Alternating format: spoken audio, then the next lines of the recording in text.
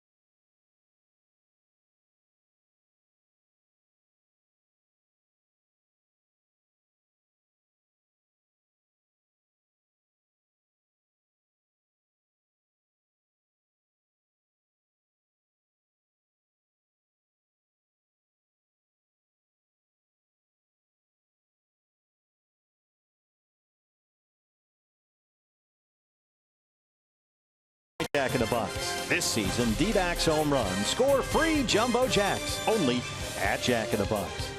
By Chaz Roberts, Air Conditioning and Plumbing. Choose Chaz. By 1AZ Credit Union. Let's bank together. And by Gila River Hotels and Casinos. The card by Gila River Casinos earns you rewards 10 times faster than ever before. Sign up for the card today. Oh, you can watch football anytime. What a game we've got here for you today. Greinke 14-9, Verlander 15-9.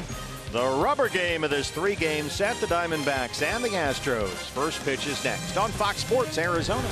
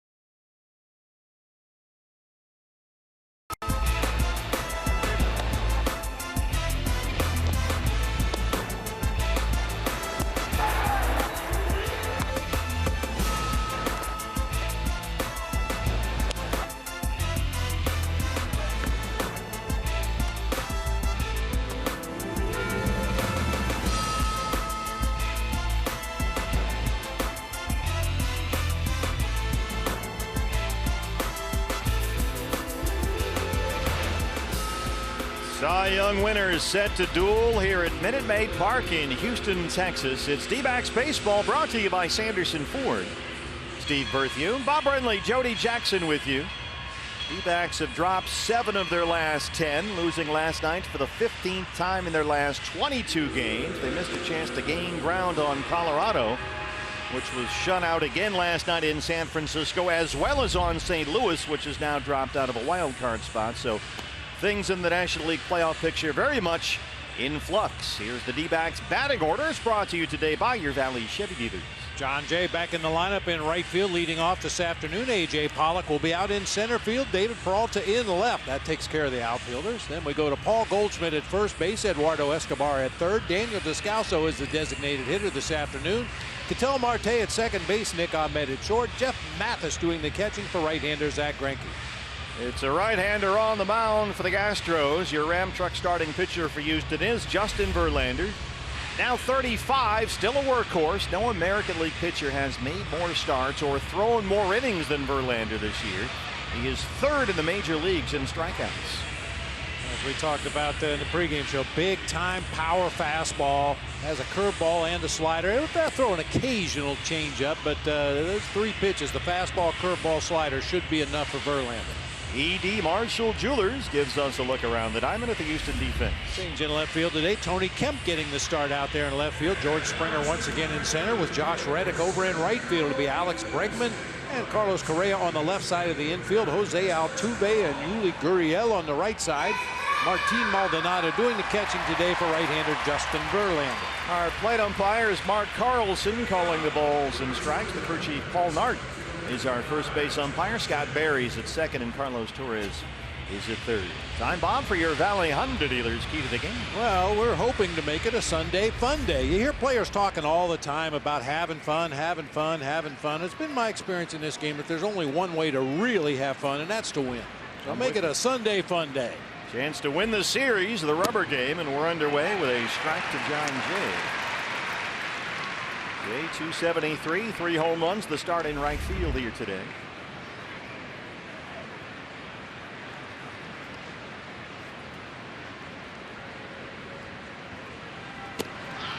D-backs 7 over 500. They are 4 games behind the Dodgers for the NL West Division Lead with only 13 games to go. And the math is starting to pile up against Torey Lovullo. Last night hurt. D-backs 3.5 back of the last NL wild card spot, which is currently held by the Rockies, who are a half game behind the Dodgers for the division lead. Verlander starts off with a strikeout of Jay. Well, it goes without saying against any pitcher, but especially a pitcher of the caliber of Justin Verlander, you have to swing at strikes. Much like Zach Greinke, he can lead you right out of the zone once he gets ahead in the count. You got to be very disciplined against this guy. A.J. Pollock bats in the 2-hole today. A.J. hitting .263, 17 home runs.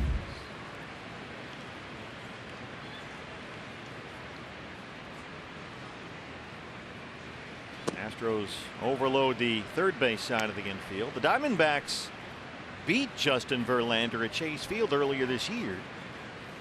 That was back on May the 6th. He actually was outpitched by Matt Cook, who was outstanding that day, although Verlander pitched very well. Yeah, he did 6 innings, gave up only 3 hits and 1 earned run. Diamondbacks won that game 3-1. And Matt Cook 6 1/3 of 1-run ball to counter Verlander.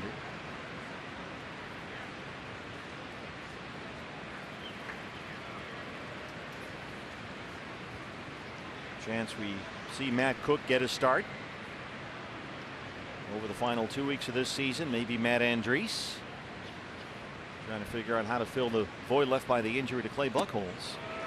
And there is that Verlander curveball. That's a deadly weapon. The thing that makes him so tough is that lights out fastball and unbelievable secondary stuff. The slider, the curveball.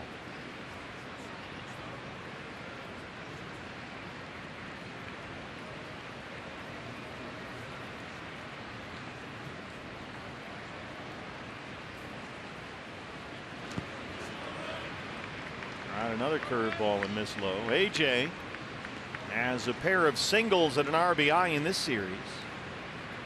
Scored a run from the leadoff spot last night.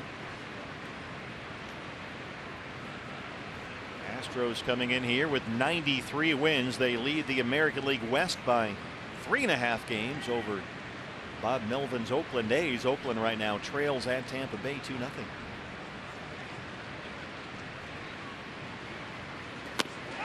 Verlander's doing his thing. 2 batters, 2 strikeouts.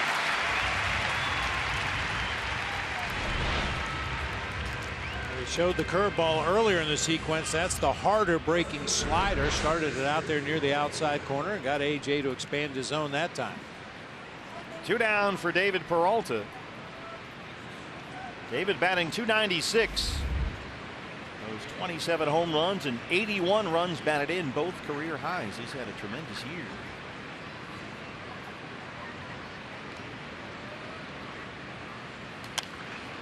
On a fastball up and away. They're not, Bob, so far swinging at strikes. No. That's going to be a problem. And with Verlander, just like with Greinke, if you show him you're going to expand your zone, he'll take advantage of it all afternoon. He has that kind of command that if he wants to throw it down the middle of the plate, he can do that. But if you're going to swing at pitches off the outside corner, he's going to throw it 6, 8, 10 inches off that corner. David chased a fastball up and away there, almost in self-defense mode. Lays off that one. It's 1-1. Peralta, 3 hits, 3 RBIs in the series. Drove in a run last night.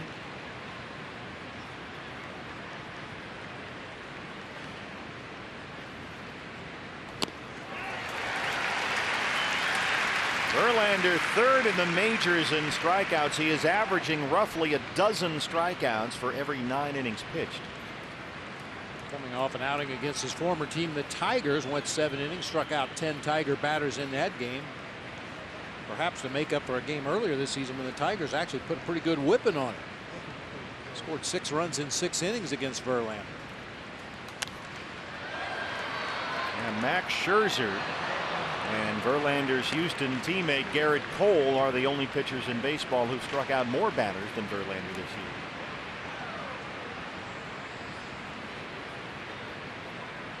Wins in 4 of his last 5 starts. An all-star this year for the 7th time in his career. A strike away from punching out the side to start us off. 1-2 on Peralta. Well, Justin Verlander strikes out the side in the 1st. Now it's Zach Greinke's turn. Coming up.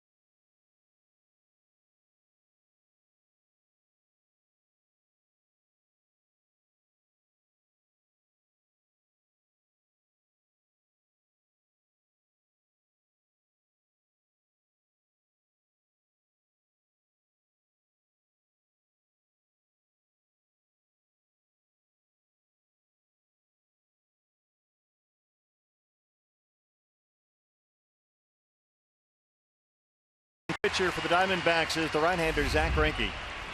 Top 10 in the National League in both ERA and strikeouts, and Zach today looks for his 15th win. As we mentioned earlier, coming off a win against the Rockies earlier on this road trip, went 6 2/3 in that game, gave up 3 runs on 6 hits, struck out 5, did not walk a batter. Well, Verlander strikes out the side to start. See if Greinke can counterpunch. George Springer leads it off for the Astros.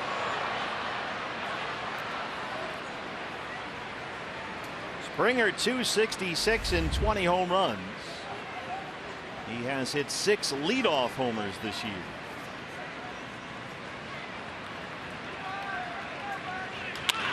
That's bounced fair. Long throw for Escobar. No chance to get Springer.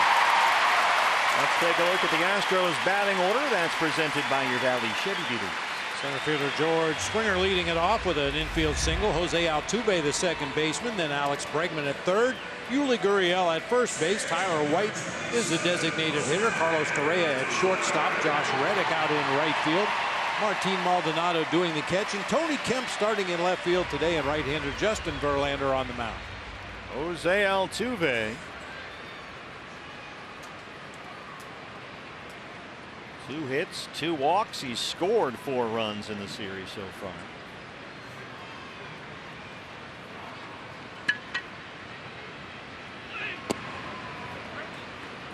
That fastball's a strike. Altuve checks in at 318 with 12 home runs.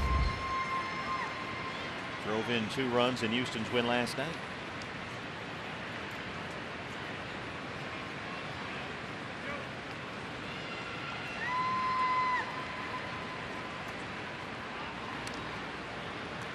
A.J. Pollock in center, shaded over a bit toward the Astros bullpen in right center field. So there's a bit of a gap out there in left center if Altuve can poke it out there near the D-back bullpen.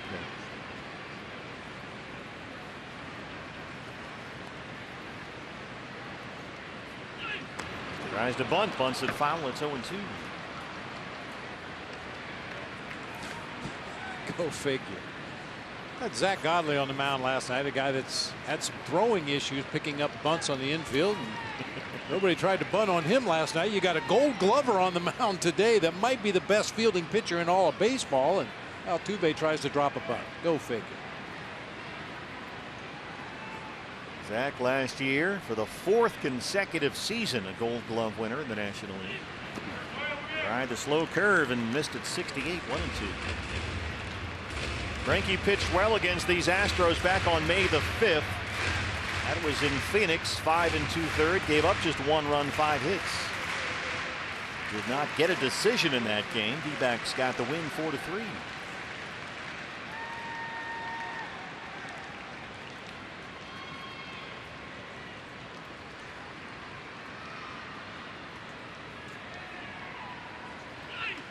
Reaches out and just pokes it into right field. Springer digging for third. And he's in there. Let's take a look at the Diamondbacks defense this afternoon, brought to you by E.D. Marshall Jewelers.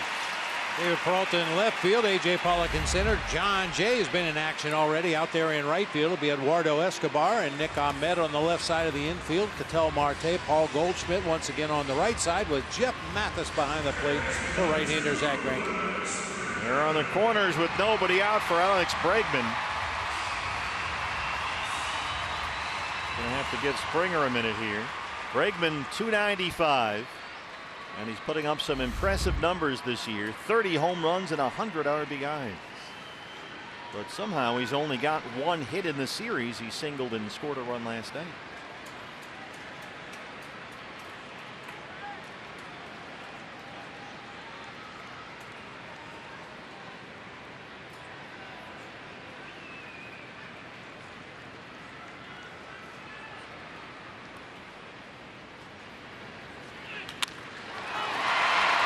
Shortstop. They get 1 and turn the double play. Springer scores and the Astros take the lead.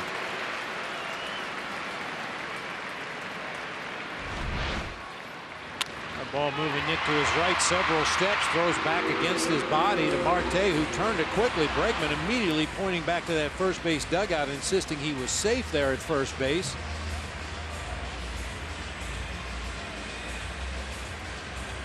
Still standing on the bag down there. I think A.J. Hinch waved him on. Let's play on. So base is empty. 2 down. A run is home. Here's Yulieski Gurriel. 279 and 10 homers. Back in the cleanup spot today. Jumps on the first pitch and lifts it in the air to center for A.J.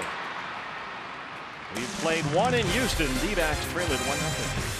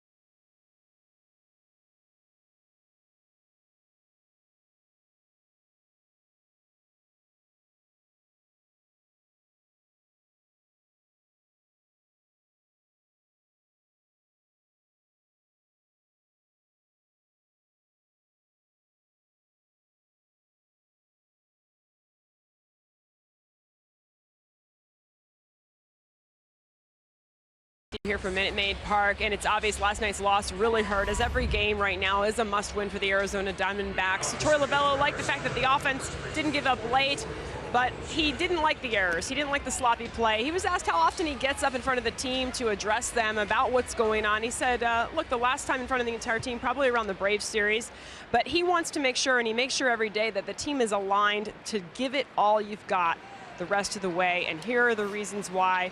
And guys, he's just really mostly disappointed last night in the sloppy play. He knows this team has no margin for error right now. Running out of time for sure, Jody.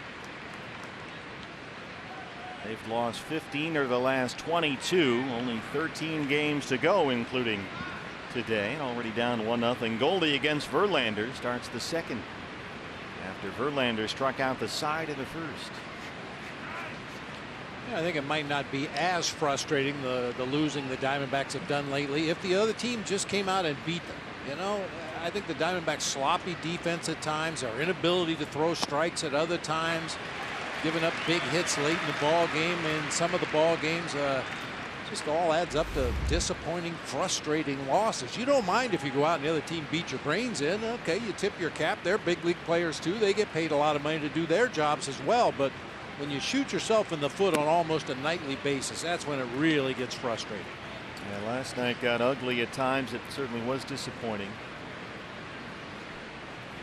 That was the word that Torrey used. Just played some sloppy baseball. Very frustrating. One of those nights when the bad moments far outweighed the good ones, he said. Holding down 1-2, and now Maldonado is down behind the plate.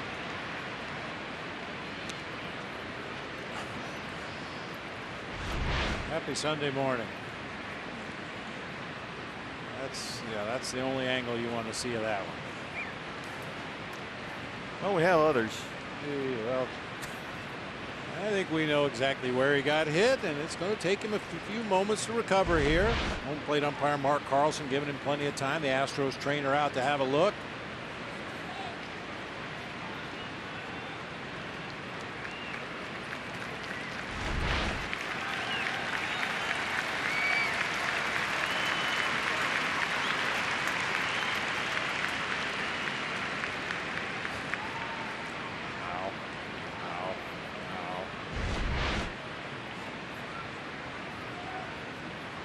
I guarantee you that's not the first time that's happened to Martin Maldonado, and every catcher has experienced that at some point in their career behind the plate, and you know it's going to go away, but while you're in the throes of that white hot pain, it just doesn't feel very good. There has to be a little bit of a moment where you think maybe it won't. Oh, yeah, it's a split second where you go, whoo, I got lucky. No, I didn't. 1-2 on Goldie. Doesn't change the slider. Goldie 3 hits in the series. He doubled twice in Friday's opener.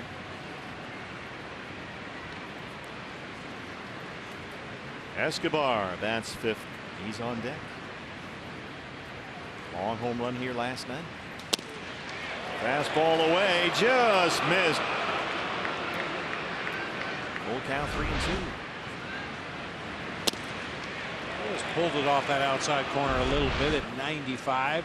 And you'll notice the velocity readings for Verlander. He's not a consistent 95, 95, 95. You'll see some fastballs at 91. You might see one at 97. Nice to be able to change speeds in the mid to upper 90s. That he does get the call on, and he struck out the first 4 Diamondback hitters. Went back to that same spot. Yeah, I mean, the good pitchers, as we talked about many times this year, he threw the one before that was just a little too far off the outside corner. The next one was maybe just an inch or two closer to the corner and got the call that time.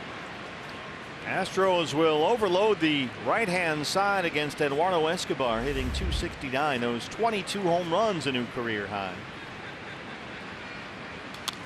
That's fouled back. StatCast AI powered by AWS. There's a look at the Houston defense. Escobar singled and homered last night, a home run into the upper tank in right field. His second homer on this road trip. Hit one in Colorado as well. This was Escobar in the 8th inning last night, and no doubter. Oh, no doubter indeed. He hit that ball, as you said, up into the second deck here. You don't see a lot of balls hit that far out to right field, but against Kristovenski, Escobar got every bit of that one. Look out.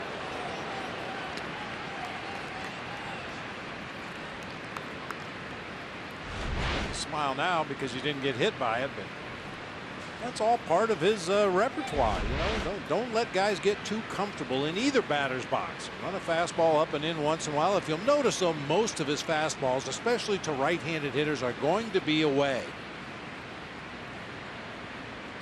That's the way he attacked Goldie, certainly. Yeah. 2-2 on Eduardo Escobar now. And it seems so easy to say, well, as a hitter, just go up there and look fastball away and drive it to the opposite field. But a lot easier said than done. That was always the book against Big Shill. Just look fastball away and drive it to the opposite field. But even though that was the game plan, it didn't work too often.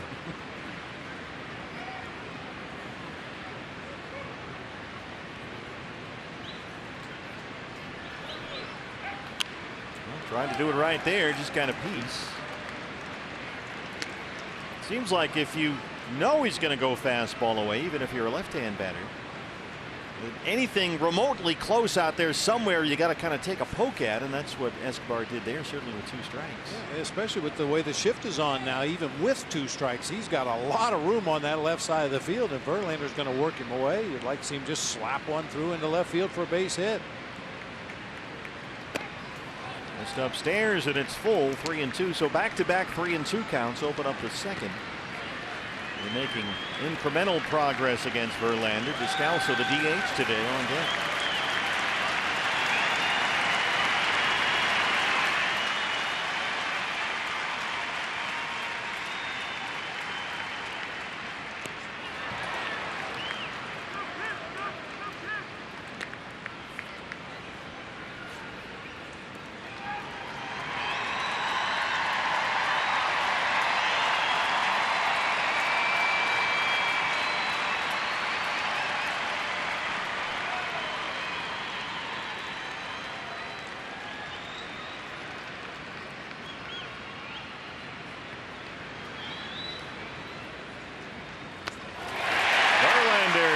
Struck out the first 5 batters he's faced.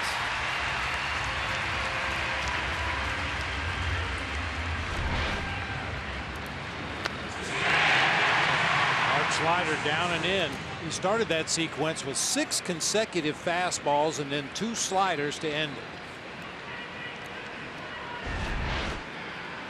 2 down for Descalso.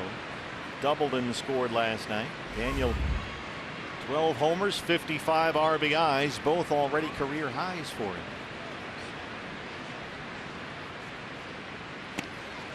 Fastball right by,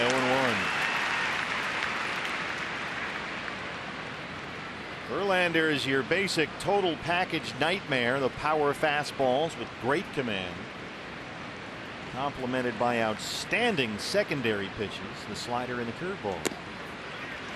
Fastball averages 95.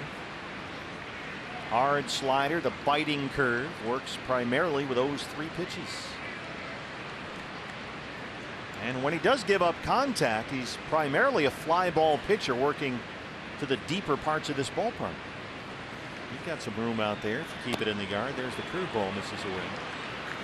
We've talked about it throughout the series, just to the left to straightaway center, around to the gap in right center. There's some bailout room for a pitcher. If you give up fly balls out in that area of the ballpark, usually you're going to be okay.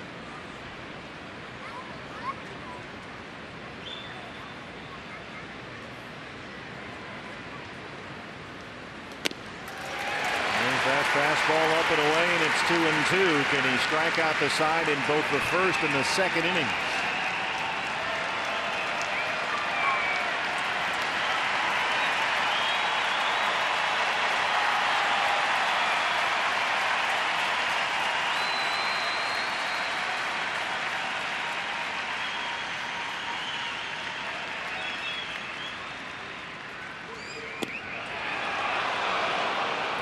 Slider up and in. Well, he's had now 3 consecutive full counts. Struck out Goldie, struck out Escobar. He's running 3-2 on Descalso with Marte on deck.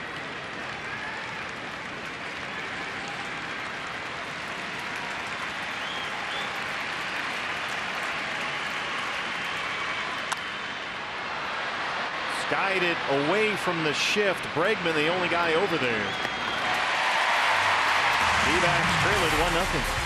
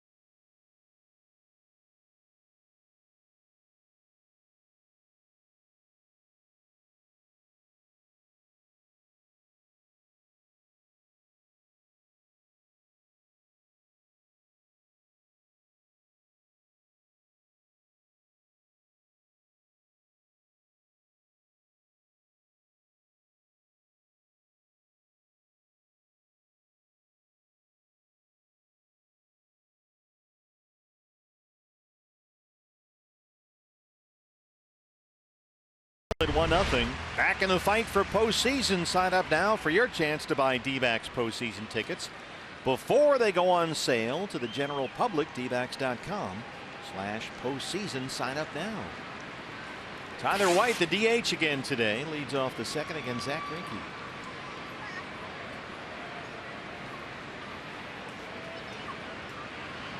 Starts him off with that curveball for a strike.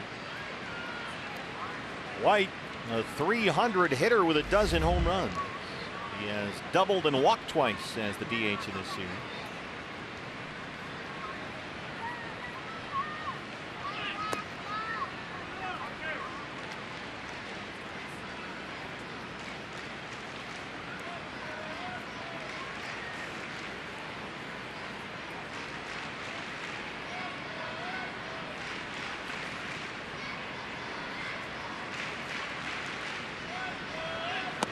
See if Zach's start here today resembles his previous start. That was last Tuesday at Colorado. He was down 2-0 quickly in the first inning, if you'll recall. Gave up doubles to 3 of the first 5 Rockies hitters, and then retired the next 15 batters in a row. So it was a bit of a bumpy start, but after that he was just flat out dominant. Worked into the 7th inning and got the win. Gave up a couple of hits to start this one off. Run came home in a double play ball. And that's been all the scoring so far. 2-2 on White, with the shortstop Carlos Correa on deck. Greinke's got it. 1 down. The day after every D-backs win, get 50% off all pizzas at regular menu price using promo code DBACKS50 at papajohns.com. Here is Carlos Correa. He has singled twice and walked in this series, having a disappointing offensive season. 239 and 14 homers. He's had a back problem for much of the second half of the year.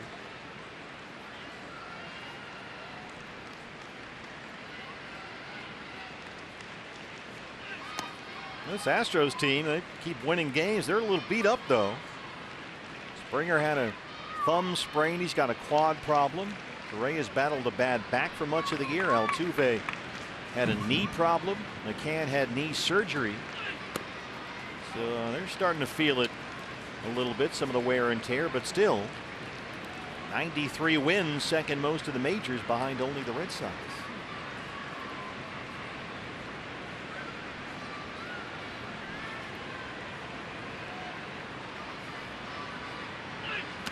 Funny, there's the thing, if you look at the American League East standings, there's an unusual race in that division. Will Boston win more games, or will Baltimore lose more games? Right now the Red Sox have 102 wins. The Orioles have lost 106.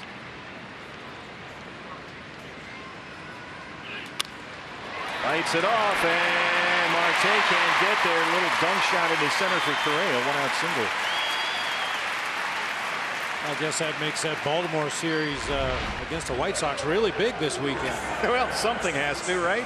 Yeah, there's a little jam shot floater that time, just out of the reach of Ketel Marte. Got right in on the hands of Correa that time, but able to fight it off for a one-out base hit. Yeah, Boston is 102-47. Baltimore is 42-106. Josh Reddick.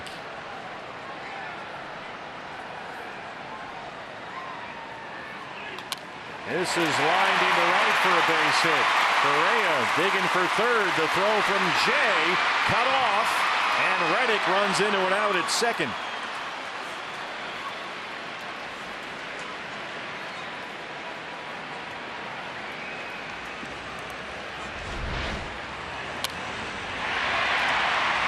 Steven Souza Jr. in right field last night. A little more throwing arm than John Jay has. A little arc in that throw back to the infield, but right on line to the cutoff man. That's exactly what you want to happen. And they catch Reddick trying to take an extra 90 feet right there. So you've got Correa at third, 2 outs for Martin Maldonado, the catcher. 223 hitter. He's got 9 homers.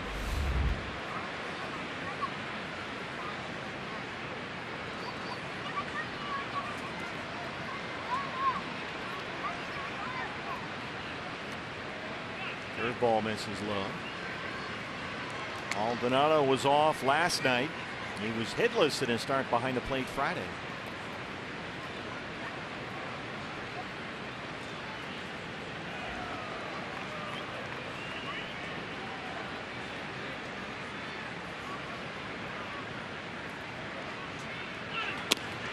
Fastball is in there, 1-1.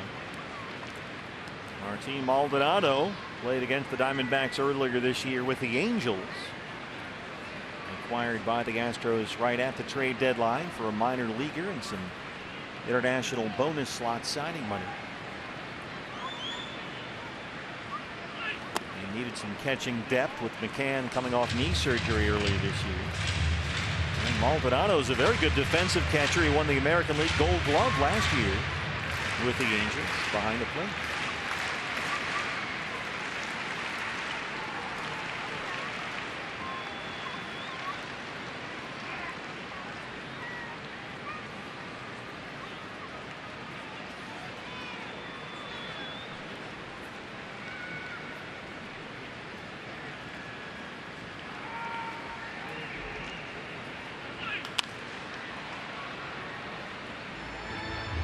Sliders fouled away, and it's 2-2. Greinke trying to strand that runner at third.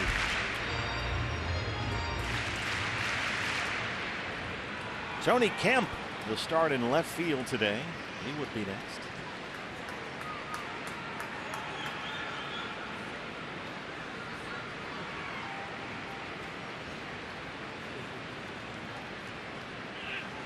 There's the curveball, and Greinke gets the strikeouts. Fans, we heard some very sad news. The passing of a longtime Arizona camera operator and our colleague Tom Kioski passed away very early this morning. It was very sudden, and Tom's loss will be felt all over the Arizona community for a long time to come. Rest in peace, Tom Kioski.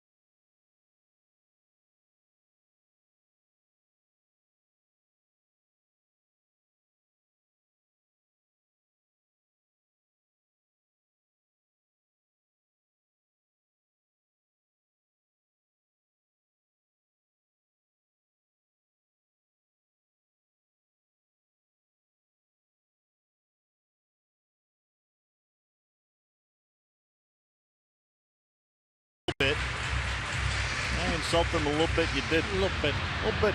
Check out the D-backs 2019 season schedule right now. You can download next year's schedule. Use the MLB Ballpark app or visit dbacks.com. And a little bit. Just a little bit. Ketel Marte leads off the third against Justin Verlander, who has struck out 5 of the first 6 Diamondback batters he's faced. Marte had a big night here last night, 253, now 11 homers.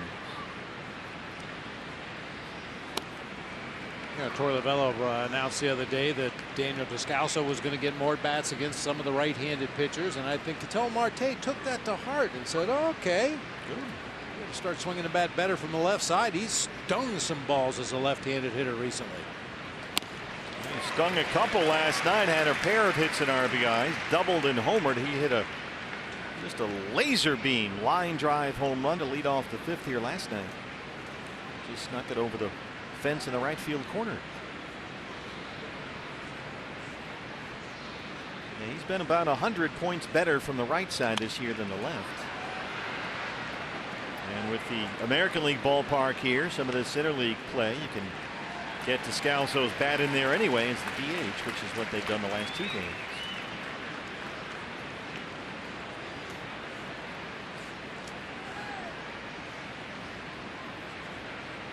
That's a grizzled veteran look right there, isn't it? Daniel Descalso, he's got that 1,000-yard stare.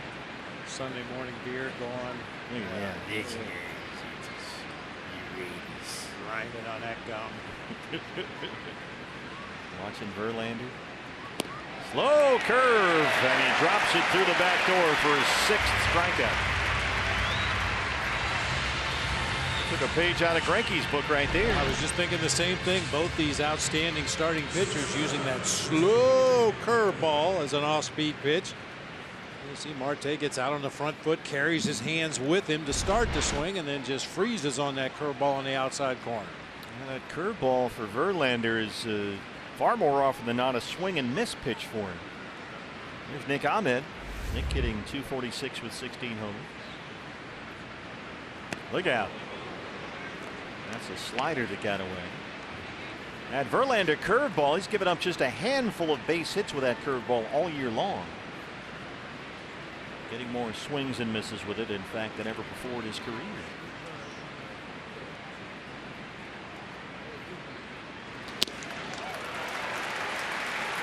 Hard slider. 1-1. Nick has a couple of hits in the series. He doubled twice and scored twice in Friday's ball game. I still, I just feel like he's going to hit one of the Crawford boxes. It's been coming for a couple of days now. That's Nick Ahmed country out there. Boy, Nick's been pulling the ball. He's got a work cut out for him today, though. Only 3:15 down the line in left at Crawford boxes here at Minute Maid Park.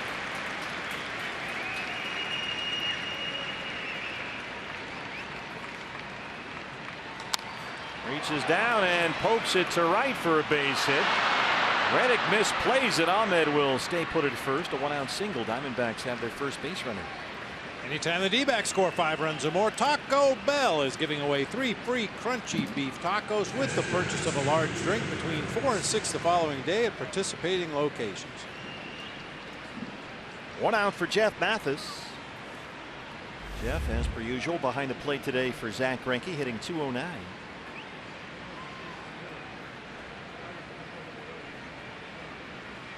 You watched the end of that ASU game last night? Yeah, I did. Oh boy, did they get ripped off. Wow.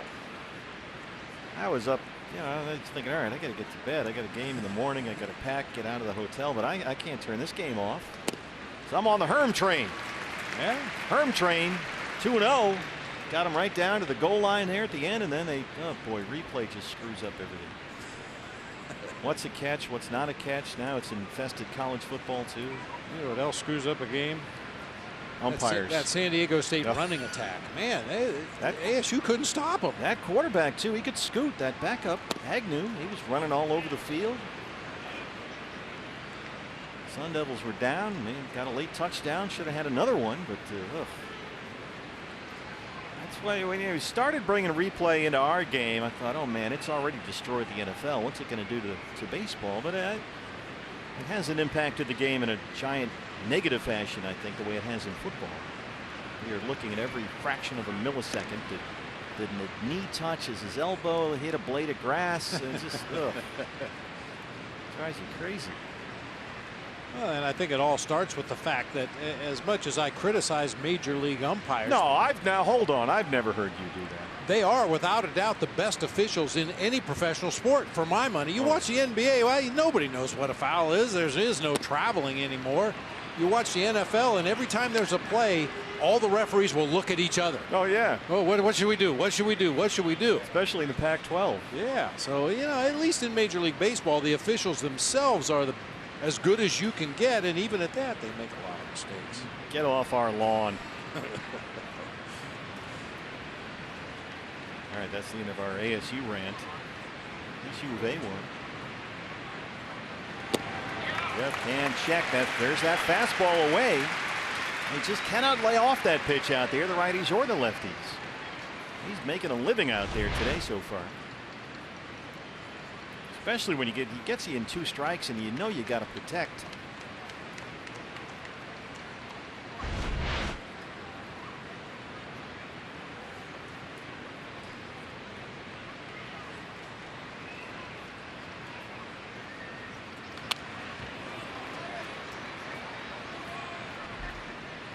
That one in the zone, and Mathis fouled it off. Jeff walked in his start behind the plate Friday here. He was catching Robbie Ray in the opener.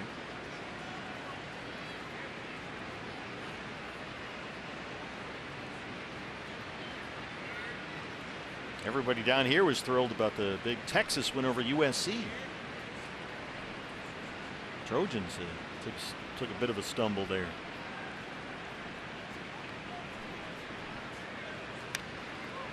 There's that fastball up and away again.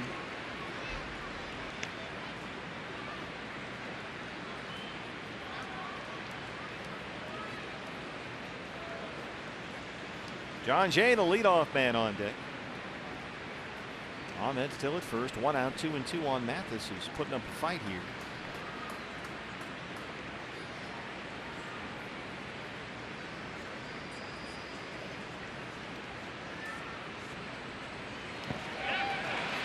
And he couldn't check. Went to that slow curveball. Verlander has struck out 7 of the first 9 he's faced. Verlander's career high is 14. He's done that 4 different times. And at this pace, he'll get to it in the 5th inning. He's rolling right now, that's for sure. John Jay struck out to lead off the ball game. Verlander had, as Bob mentioned, 10 strikeouts in his last start. That was Monday in Detroit. 7 innings, gave up just 2 runs, struck out 10. This is lifted pretty deep toward left. Kemp backing up. He's at the wall, and he's got it. We're in Houston. D-backs trail it 1-0.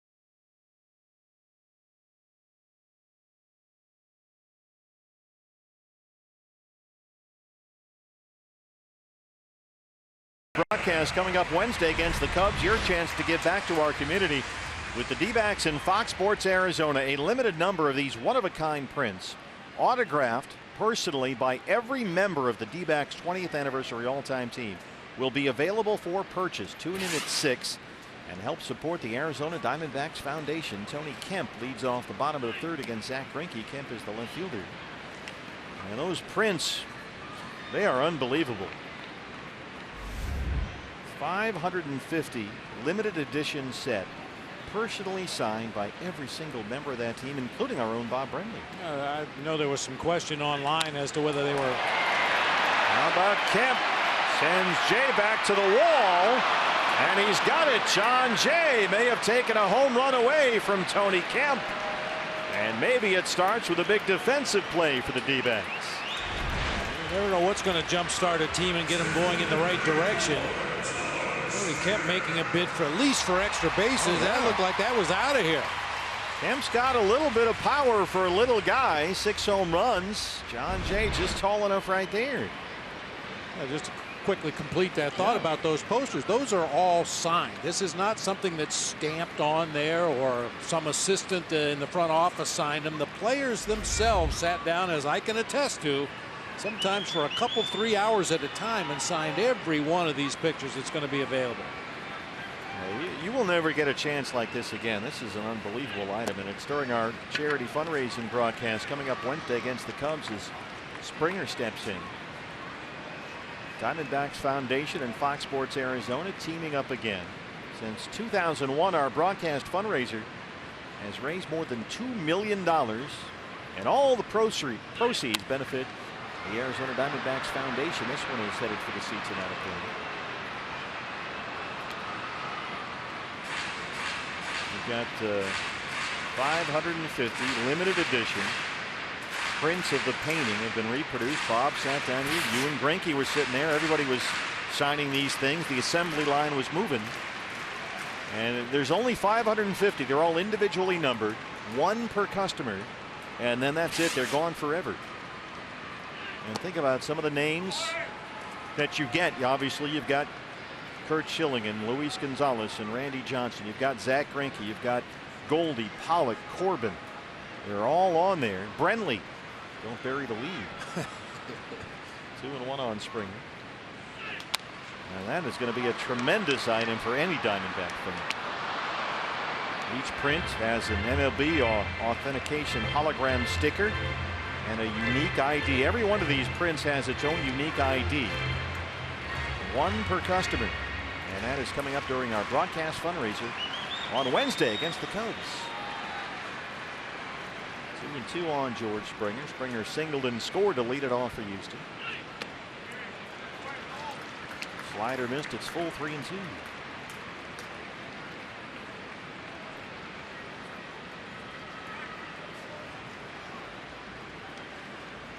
Jose Altuve on deck.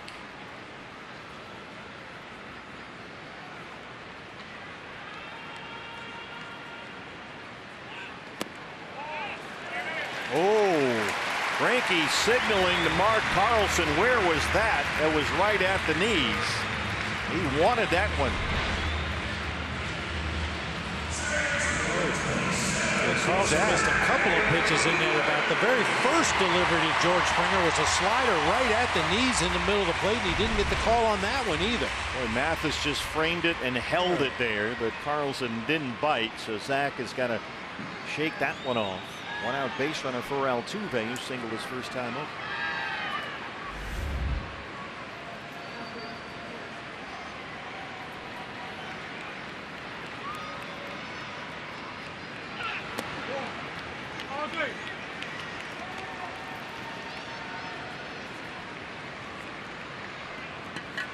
Altuve now with 3 hits in the series.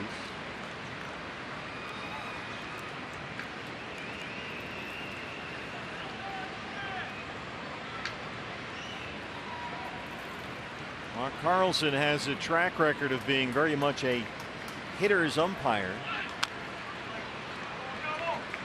When Carlson has the plate, the pitchers have a combined ERA of about 5, which is pretty high on the list.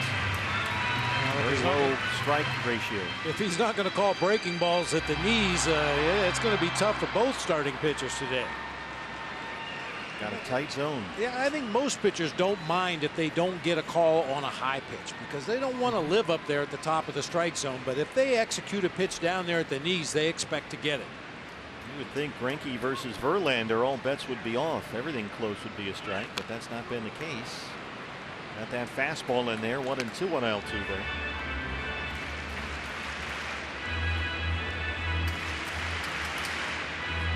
It is amazing how the strike zone is very specifically defined. It's supposed to be kind of a universal thing, but everybody seems to have a different one. Yeah, well, I think I have a solution for that at some point in the future. I've never heard you suggest anything.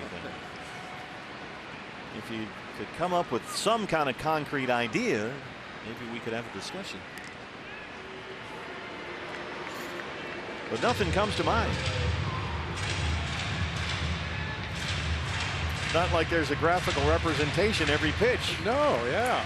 I mean, what they used to grade the umpires. That was back in the old Quest-Tech days. Yeah. Or whatever they used. We've got our K zone up there. That's the one Big Schill took a bat to at Chase Field, then Bank One Ballpark. Wait a minute, what? He destroyed the technology? Yes, he did. What happened? And I don't blame him. I defended him, as a matter of fact. When Quest-Tech was first incorporated into Major League Baseball, they only had it at 4 ballparks. And the umpires readily admitted they called a different game when they knew the Quest-Tech was in the ballpark. So that's, you know, right away, competitive imbalance. Just got to get rid of it then. Yeah, that's what Schill did. Swing and a miss. Foul tip. Mathis hangs on. And Altuve strikes out on a high fastball. So you can't believe he missed it. Take a look at the pitch by pitch there. He starts him off with a little slider just off the outside corner there. Rolls over a foul ball. Rolls over another foul ball off his own leg. He misses down low with that changeup, and then a 91-mile-an-hour fastball up above the top of the zone. I can't imagine what his complaint would be. Well, he'd probably complain that I didn't mention that's our Nationwide Vision Center's eye on the game. I would have. That's why he was delaying so long on his way back to the dugout. Trying to help us out. Here's Bregman. Hit into a double play his first time up. Man. Boy, if he. Greinke's got to get that pitch. He's missed with a curveball and now missed with a fastball in the same spot. Oh, you saw Mathis have to move that glove over there. Maybe the motion of the mitt fooled the umpire. That's a big thing, isn't it? Even if it's in the strike zone, if the catcher is moving that glove around, it might convince the umpire maybe it wasn't a strike, even if it was in the zone like that. Yeah, occasionally that'll be the determining factor if they see that catcher move too much. That's why a lot of times you'll see an umpire place a hand on the catcher's back very lightly just to feel if that catcher is moving right or left to go after a pitch, and then if he's reaching for it on top of that, they usually assume it must be out of the zone. 1-1 on Bregman. Missed inside. Got to be careful with Bregman. Leads the major leagues in extra base hits. And he's a very disciplined hitter. He's got more walks than strikeouts this year, and on base percentage over 400.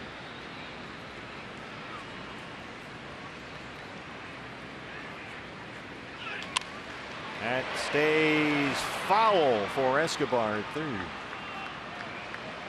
Looked like it was going to hop right over the bag. Carlos Torres down there says foul ball. Boy, Escobar has had a whole bunch of these plays recently. Those balls hit right down that third base line, either in fair or foul territory. Escobar doesn't have the luxury of waiting to hear the call right there. You just got to unleash that throw as quickly as possible. But he's had at least 6 or 8 plays right down that third baseline on this road trip. Yeah, he's almost bumped into Gary Pettis about a half dozen times trying to field some of these bouncing liners down there. 2-2 on Bregman. Greinke 40 pitches, 24 strikes. There's one more.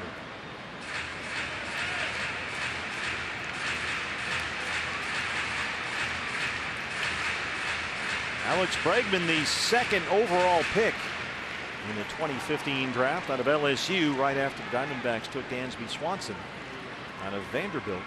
And Bregman has been the far superior player to Swanson. Yeah, Bregman quoted in some local newspapers saying he's still upset that the Diamondbacks didn't take him with the #1 pick. That's part of the reason he wears number 2. There's the slow curve. Well, he's already got a World Series ring, so I'm sure he's content where he is at the age of 24. But he's gone from an all-star caliber player already to an MVP caliber player. Gurriel on deck. Full count, 3-2.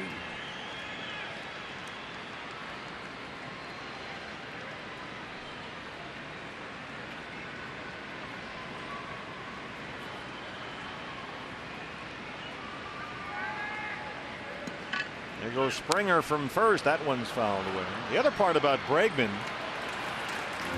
he can play some third base. He put on a show in the postseason defensively last year. Just some sensational defensive plays at third for a guy that was a second baseman in college primarily.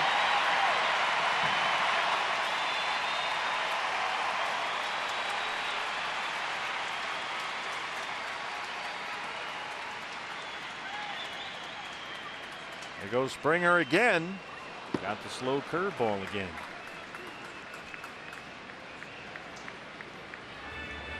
But really have to be careful with that slow curveball against Bregman. He waits back so well. His swing is so quick. You better make sure you put that curveball in a good spot. Yeah, you look at some of the data on Bregman. He's been crushing curveballs the last 2 years. Goldie playing behind the runner at first.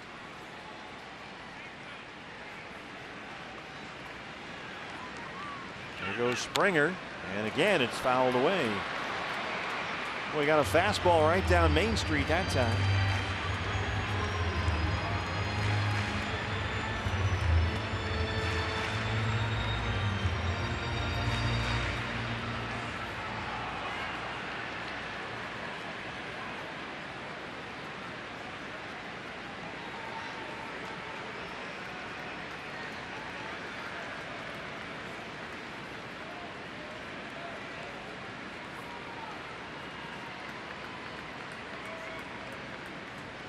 Springer on the move. Bregman skies it behind third. Ahmed's out there.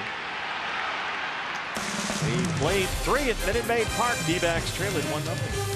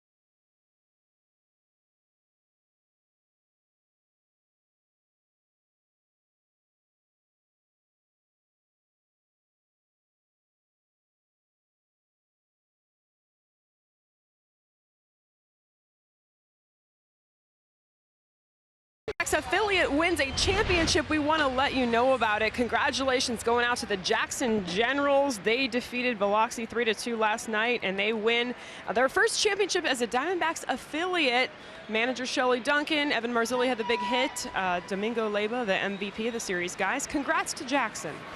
I was talking with Amiel Sonde on the ride over here, and he said, boy, I don't know how they were able to win it because they kept taking players off the roster. The Diamondbacks did. Lopez is up here and some other guys as AJ leads off the fourth. But congratulations to the Jackson Generals. Yeah, never too soon to get used to winning.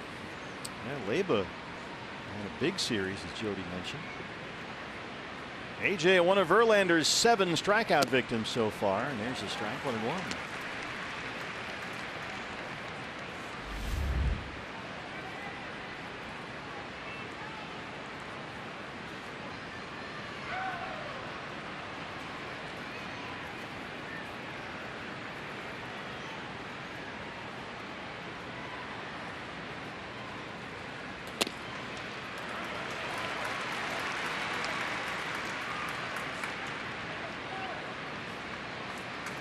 One and two.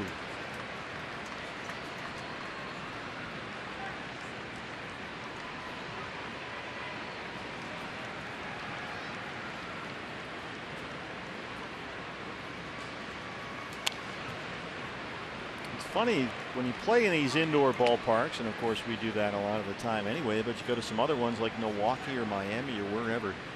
Here in Houston, the area of glass all along left field and behind center field. It does funny things with the cameras, but there's so much natural light that comes in here. You almost forget that you're indoors. Giant glass panes all along those railroad tracks out there. There's downtown Houston in the background.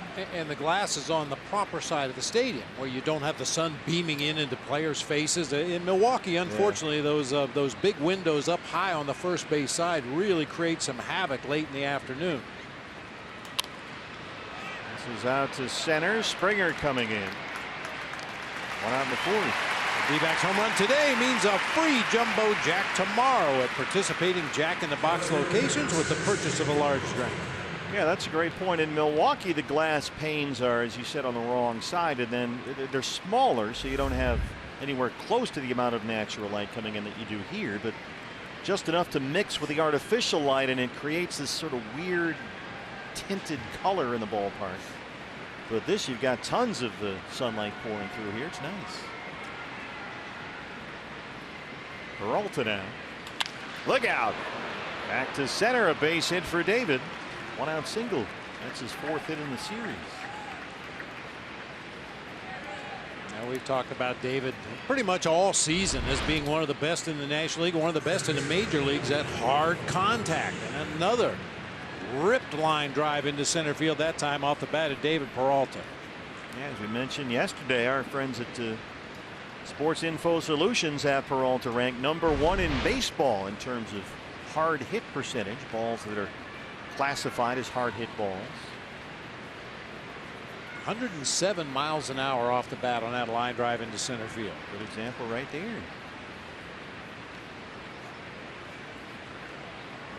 Goldie struck out looking. His first time up. The Houston native back in the old hometown. He used to come here as a kid and watch the Killer Bees, Biggio and Bagwell. That was his childhood team. Saw, was it yesterday or today? I can't remember. Big Puma Lance Berkman was down in the clubhouse visiting with Goldie and some of the other guys. Former Astros great. I ran into Jeff Bagwell yesterday. He's doing some Astros games, only Saturday games. How about that? Well, when you're a Hall of Famer, you make your own schedule.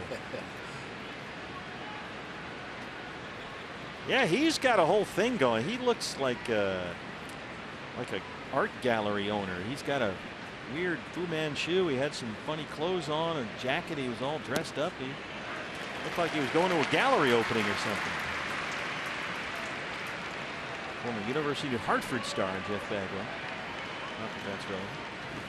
Speaking of Hartford, I ran into Ray Montgomery here this morning. Former D-back scouting director, now with the Milwaukee Brewers. He still lives out in Connecticut. We were exchanging snowblower stories. I left mine at home. 8 strikeouts for Goldie. Well, people back home in Arizona are going, well, what in the world's a snowblower? And Goldie chases a high heater that time up there above the letters. About the only way you can catch up to 95 up there at the letters is if you're looking for it and cheat to get to it. Very tough to catch up with high velocity fastballs when they're up above the belt. Escobar struck out his first time.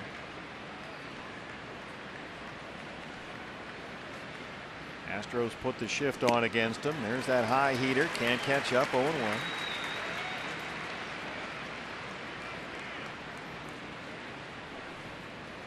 There you see the shortstop Carlos Correa on the first base side of second. Gurriel holding Peralta on the base at first.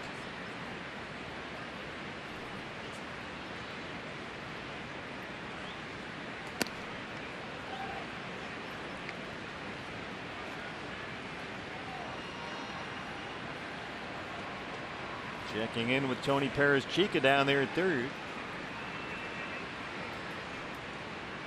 Verlander 60 pitches, 42 strikes. He's not walked a batter. He's got 8 strikeouts.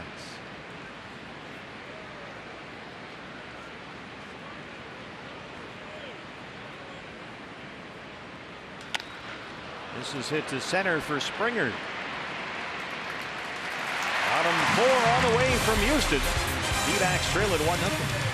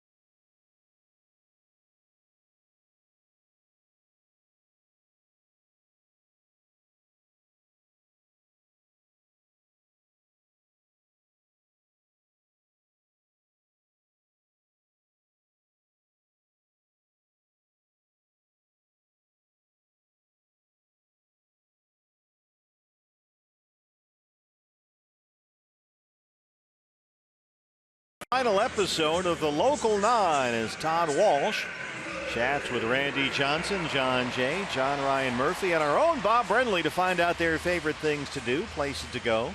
Outside the ballpark, D-backs Local 9, presented by CenturyLink, right after our ball game today. And again later tonight at 9 o'clock, right here on Fox Sports Arizona. Yuli Gurriel leads off the 4th against Zach Greinke. Astros got a run in the first on a double play ball after a couple of singles, and that's been the only scoring so far. Any deep secrets revealed in that show from you?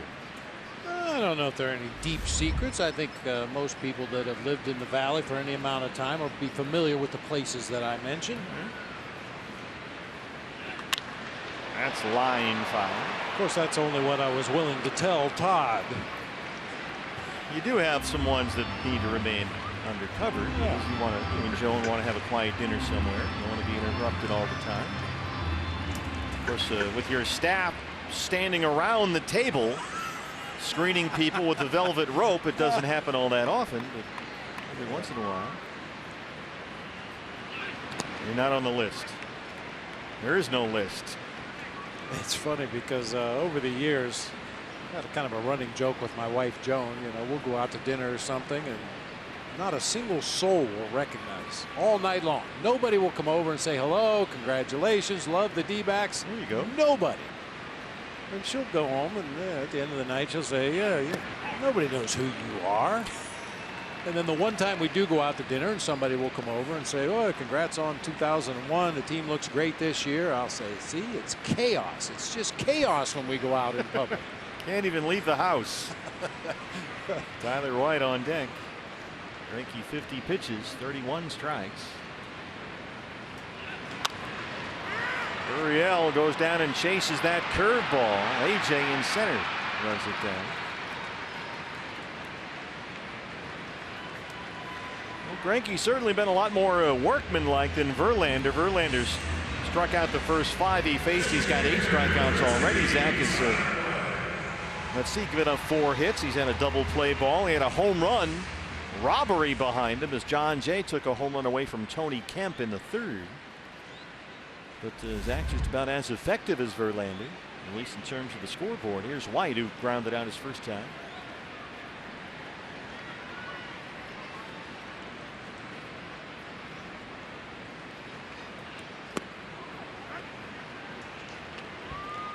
Curveball's a strike, 0-1.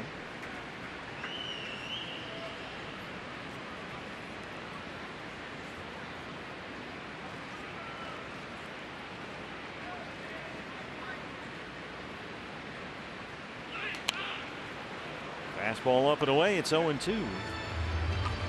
Tyler White has become a bigger and bigger part of this offense as the season is worn down. He spent the first half of the year in the minor leagues, but all of his 12 homers and 38 RBIs this year have come in the last 42 games, so he's really contributed here down the stretch.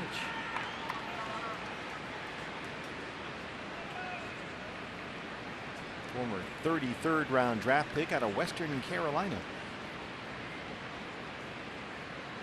Not exactly a baseball powerhouse. Fastball away. He got drafted by Houston in the 33rd round. He got a signing bonus of $1,000. Go crazy.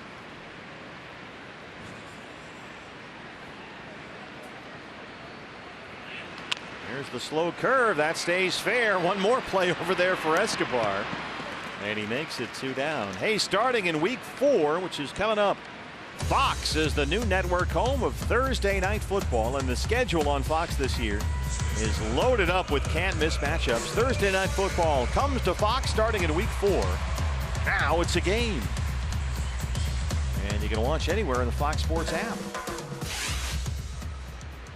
Carlos Correa singled his first time up.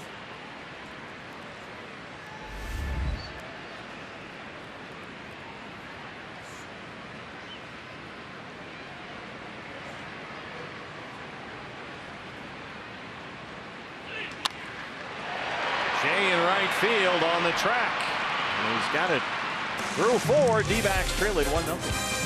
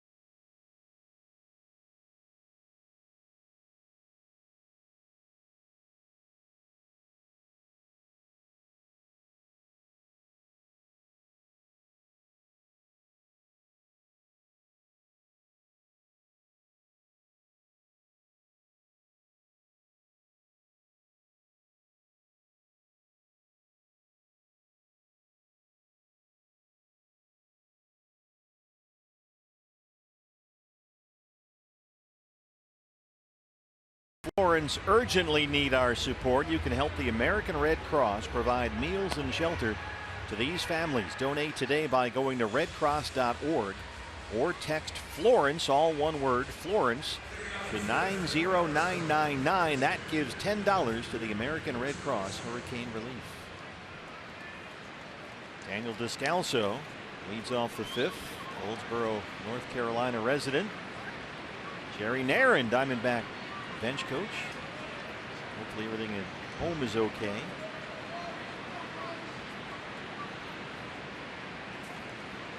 Descalso popped up his first time.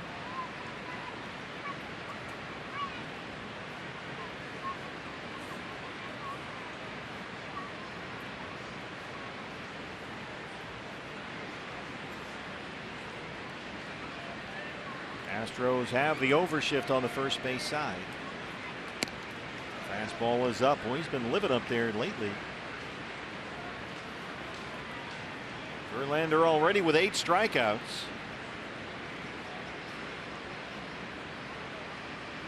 He's got 10 double-digit strikeout games this year. That fastball's off the plate. Mark Carlson gives him the call, and at 21, Descalso backs out now.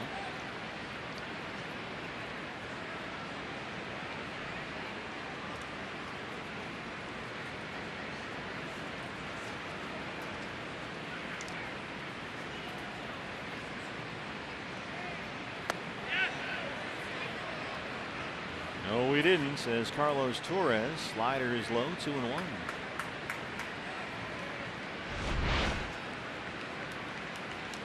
Daniel easily able to check that time, but always worth a check. It doesn't hurt anything to ask that corner umpire if he saw something differently.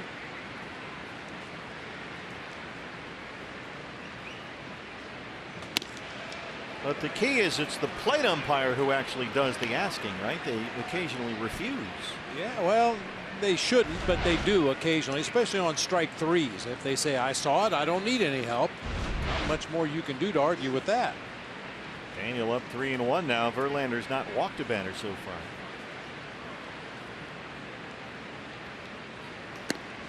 Until now, misses upstairs with a fastball. Leadoff man aboard in the fifth. Fans, secure your seats now. Our final homestand of the regular season starts tomorrow as the Cubbies come to town, and then the Rockies and the Dodgers, the final homestand of 2018. Get your tickets right now, dbacks.com. Patrick Corbin and Kyle Hendricks will be our starting pitchers tomorrow. Here's Ketel Marte, who struck out his first time.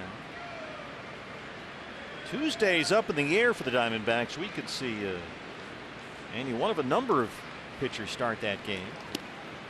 Maybe Matt Cook, maybe Matt Andriese, maybe somebody from the minors they're thinking about tweaking that rotation. Got a couple of off days coming up the next 2 Thursdays. So you can move some pieces around in that rotation if you like. And, just considering all the options, if the Diamondbacks wanted to, they could do like Tampa Bay has been doing off and on this season. Have an opener, have somebody go out there and throw the first inning, maybe the first 2 innings. There's a bunt for Marte. Verlander's on it, and they just do get Ketel at first. Torey Lovullo said when we met with him today, he might treat the entire game as if it were the 7th, 8th, or 9th inning, and you've got Verlander and Greinke going head-to-head. You're not going to get a lot of offense anyway, so you might play the infield in early in the game. You might bunt runners over far more often than he does. And I think we just saw that right there. You're expecting a 2-1, 3-2 type of ball game. Every 90 feet is big. I know I used to manage games differently when RJ or Show were on the mound as opposed to any of the other 3 guys that were in the rotation. Not that the other 3 guys couldn't put zeros on the board, but with RJ and Schill, you figured it was going to be a low-scoring ball game, and 1 or 2 might be enough. Chance for Nick now, tying run down there at second, 1 out in the 5th. He singled his first time up.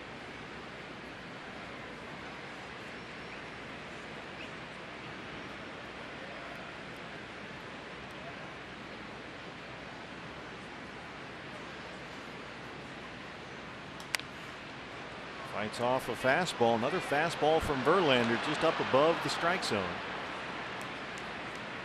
He keeps getting Diamondback hitters to bite at that pitch like Nick just did right there.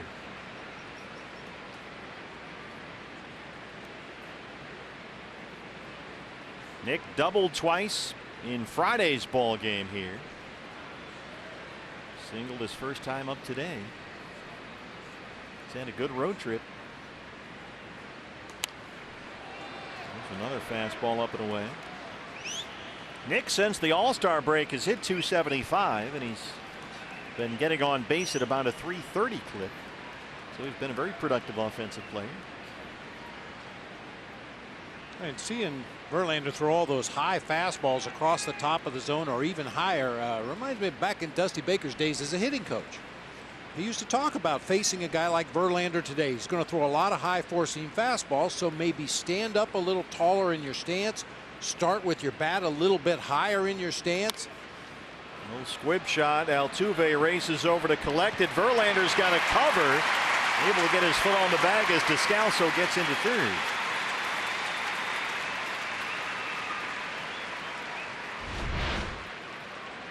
Pretty nice play there by Altuve and Verlander. Altuve shading up the middle of the field. Had to go a long way to get there. Gurriel just gets out of the way, and Verlander gets over there quickly enough that he can find the bag, get his foot on it, and stretch like a first baseman for that throw.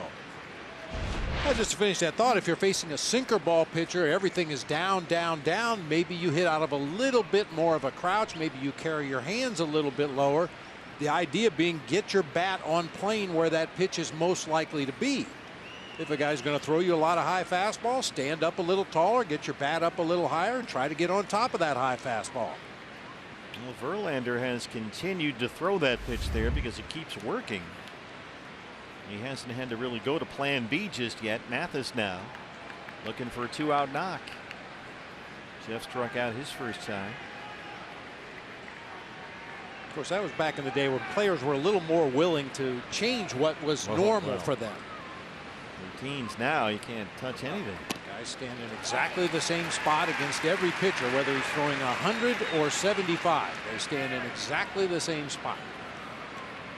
Things are a little bit more robotic these days. Except with the umpires. They're still people. Yeah.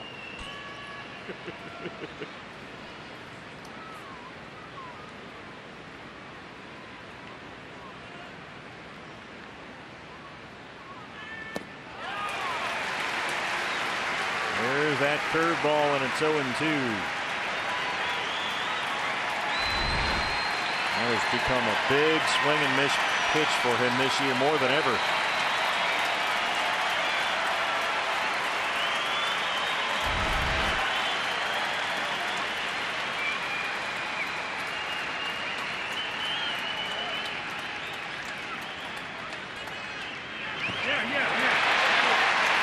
Verlander strands the leadoff walk. He struck out 9 and leads it 1-0.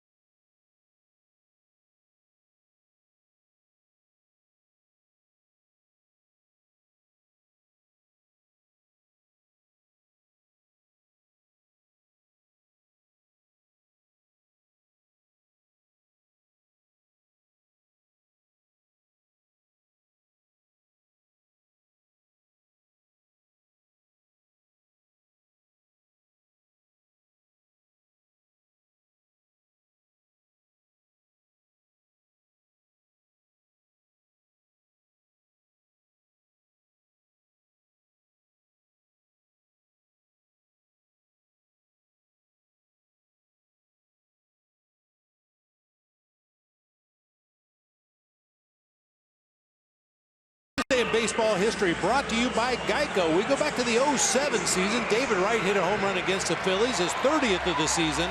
He became the 30th member all time in Major League Baseball of the 30 stolen base, 30 homer club. Now, we bring this up because David Wright, I'm sure a lot of you baseball fans saw this week, had a press conference announcing that he's going to wrap it up at the end of this season. He's going to start for the Mets next Saturday.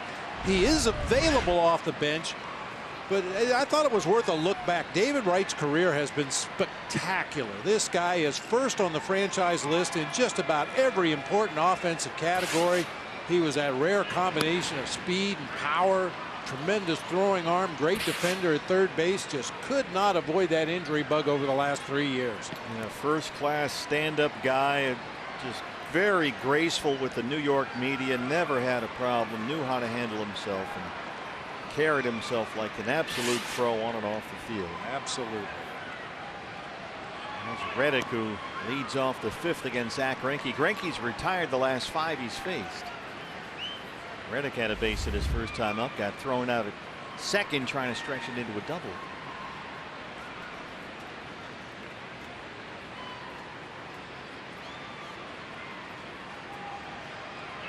You go back to that '06 Met team, the year that Endy Chavez made that amazing catch at Shea Stadium, and they made a late postseason run. David Wright would front and center answer every question, take a lot of the heat off his teammates from the New York media. Some of those guys that spoke English would sort of forget their English when it was convenient for them, but David Wright was always there every time to answer every question, which in New York is no small thing. Well, it was a little unusual about that day back in '07 when he hit his 30th homer. First guy to greet him when he got back to the dugout was Howard Johnson, another member of the 30-30 club.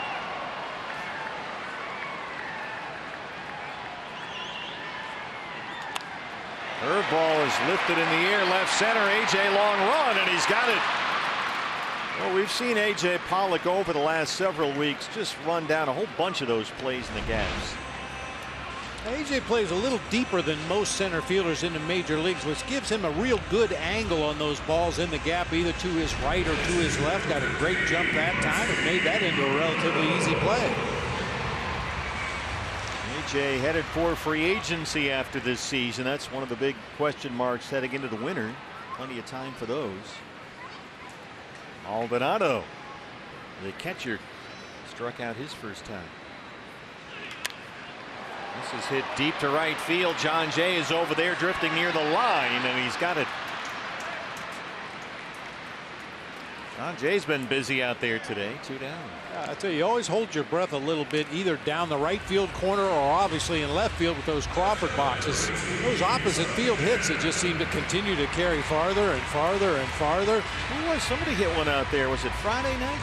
Somebody hit one that kind of sliced out there. Maybe it was last night. We were kind of surprised. I guess it was, no, it was Reddick last night in the 2nd inning. The ball that just kind of sliced its way down there and then snuck out for a homer. Tony Kemp. Kemp had thought he hit a home run to lead off the 3rd. It looked like it was going to go. It was over the fence, and John Jay jumped up and brought it back for a tremendous catch to start that inning. You know, a lot of times you're not sure. Maybe that would have cleared the fence, maybe not. But this one sure looked like it was going to go. Yeah, just judging by the reaction of the fans sitting in the front row, I think it was definitely going to be out of here. Jay, as easy as you please. Yeah.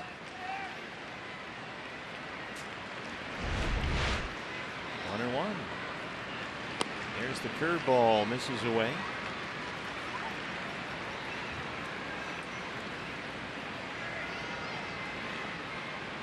Tony Kemp, 5'6", 165 pounds.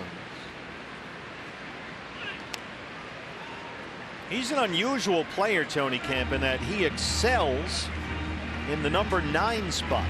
He started just over 50 games batting 9th in the order this year. And when he bats 9th, he's hitting .338 and has an on-base percentage of .425, which is the 2nd highest ever in a single season by someone who bats 9th. Pops up the curveball. Greinke going to that pitch more and more often here. And he works a 1-2-3-5. He's retired 8 straight, but trails it 1-0.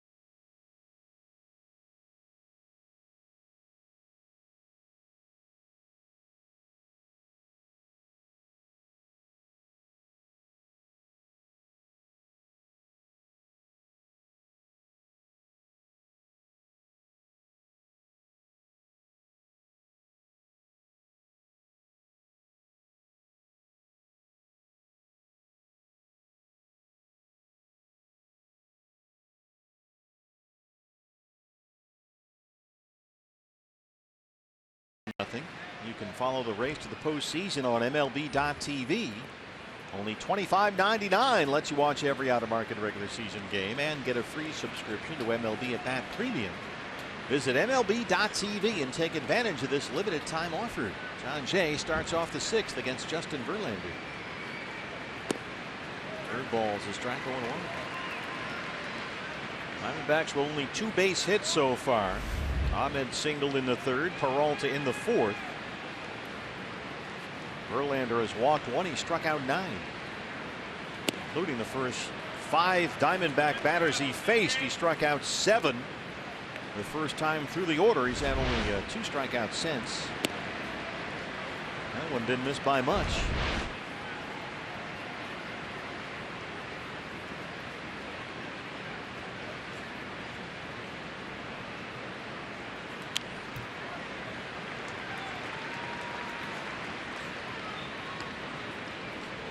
John Jay right now stuck in a 5 for 36 stretch. He's been a little bit streaky since he was acquired from Kansas City 73 games ago.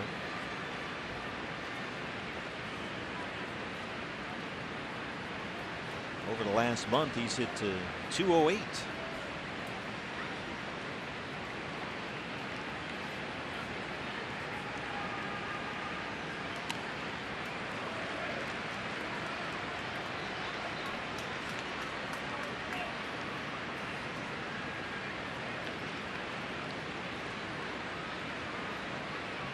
Justin Verlander wins in 4 of his last 5 starts, holding a 1-0 lead. And looking for his 10th strikeout. He's got it. So Verlander now with 11 double-digit strikeout games this year. Struck out 10 the other day at Detroit. Then was Monday. Now started the sequence with a called strike curveball to the back door. That sets up that fastball in. He did not get the call on. Another 95-mile-an-hour heater away. That one he just piped right down the middle of the plate. And then a big sweeping bender down at the bottom of the zone to get strike 3. Our nationwide vision center's eye on the game. Second time he struck out Jay today. AJ has struck out and flied out 0 for 2.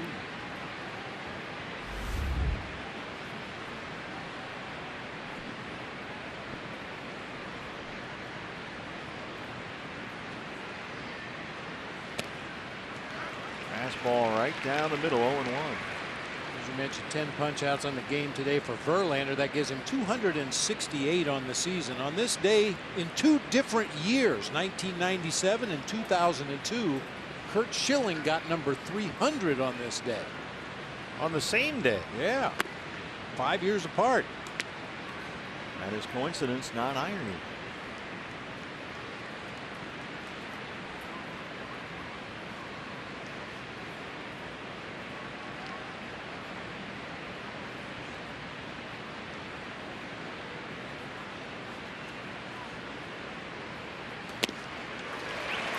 '97 up and away. He's been living up there all day. Either just outside to some of these righties or up above the strike zone, and it's continued to work. Martin Maldonado behind the plate today.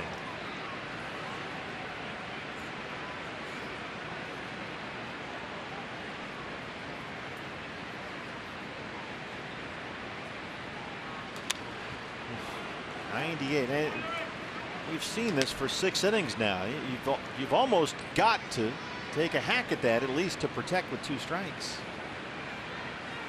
And as you said, he starts you just a little bit off and then kind of leads you further and further out there. Well, we've heard it said many times, you have to hit the mistakes. And unfortunately, a guy like Verlander or a guy like Greinke, they rarely make mistakes in the middle of the plate where you can just take a big old rip at them.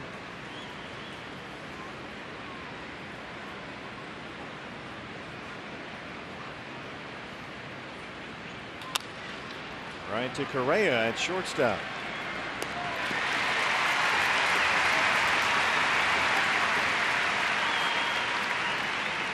Well, we could use this today. Back in 1975 on this day, Rennie Stennett, playing for the Pittsburgh Pirates, had 7 hits in 1 game.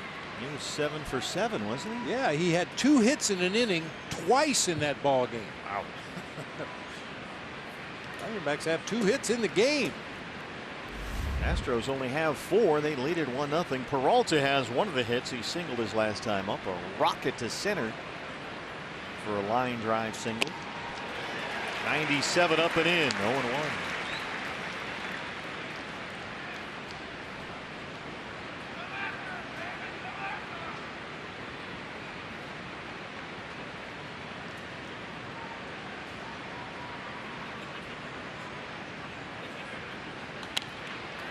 Out of play.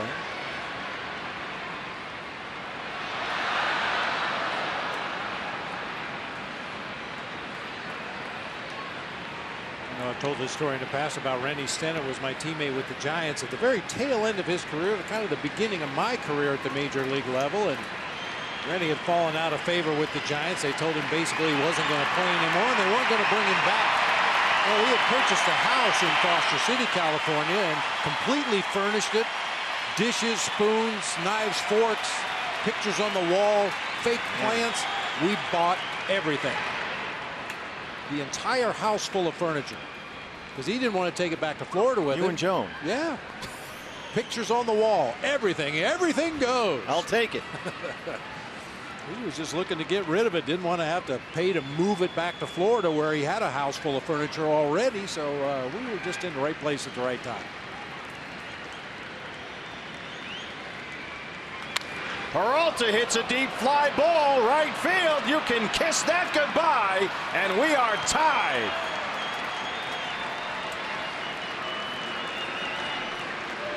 That's the one little crack in Justin Verlander's armor this year. He's given up 27 home runs, make it 28, and Peralta's 28th ties it at 1. I love that instant offense. Our Chaz Roberts Air Conditioning and Plumbing. There haven't been a lot of offensive highlights, but this is definitely one. 97 off the plate inside. That's how quick David is to get to that ball, hit it to his pull field, and get it out of here to tie up the ball game. Here's Goldie, who has struck out twice. Chases that slider, 0-1. That's a free jumbo jack at Jack in the Box tomorrow with a purchase of a large drink.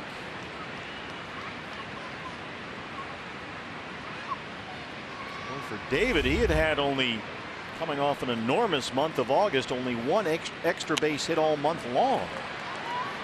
That was a home run in the win at Colorado last week, and now he's got his second home run on this road trip and his second extra base hit this month. Verlander now at 90 pitches in what has become a tie game here in the 6th.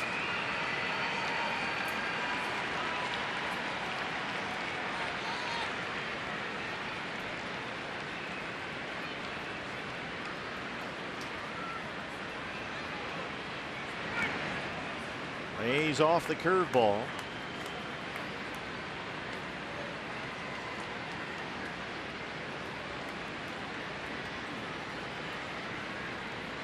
Let's see if that rattles him at all. He had been cruising along. He retired the previous 5 he'd faced. Only 1 walk, 10 strikeouts. He's punched out Goldie twice.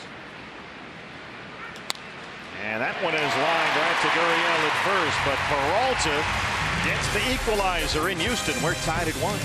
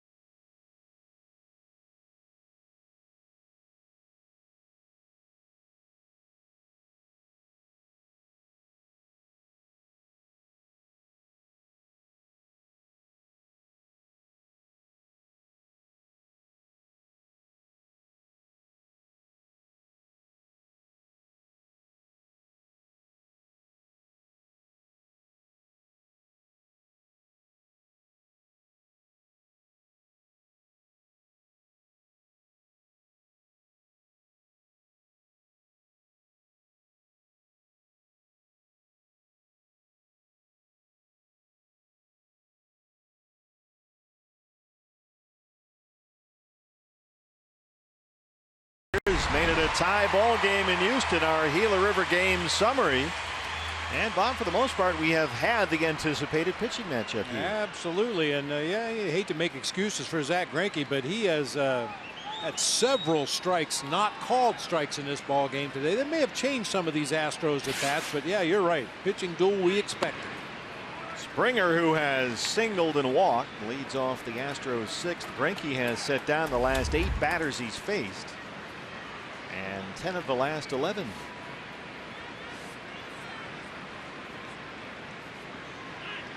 First 2 Houston hitters had base hits against Greinke to start the ball game in the first. Springer and Altuve, they had first and third, nobody out. Bregman hit into a 6-4-3 double play. Springer scored from third, and that's been the Astros run. They've done almost nothing offensively since then. And now Peralta's home run in the top half of this inning has tied the game at 1.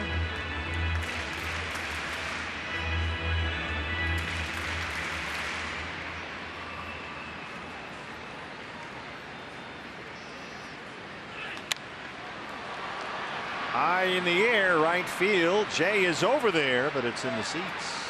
Well, it's fitting that the freight train hits a home run in the ballpark that actually has its own train and a set of train tracks and everything. Bobby Dynamite, good close personal friend of Todd Walsh. They're CPFs.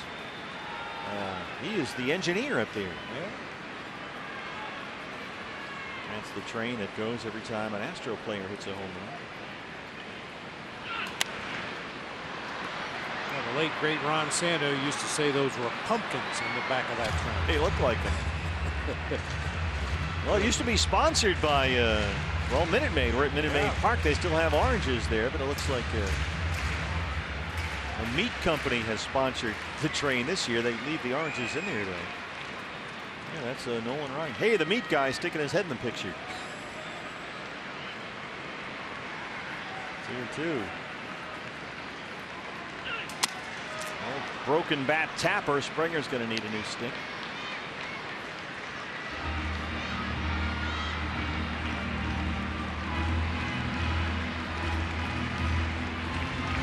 Astros 11-2 in September. Baseball's best record this month. In fact, Houston has won 18 of its last 23.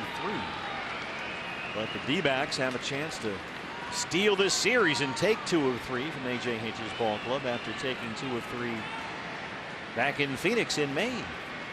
That's the kind of run the Diamondbacks have been waiting on. One of those ones where you crank off 15 out of 20 or 20 out of 30 or something like that, just to get a little distance. Just haven't been able to put that kind of winning streak together. Springer's really putting up a fight here. Fouls off the slider. And the Diamondbacks, while Houston has won 18 of 23, Torey Lovullo's ball club has lost 15 of 22. Missed another chance to gain ground on Colorado, which was shut out again last night at San Francisco. So the Dodgers now lead the NL West. Rockies have the second wild card. This is knocked into left. A base hit for Springer. On board for the 3rd time today.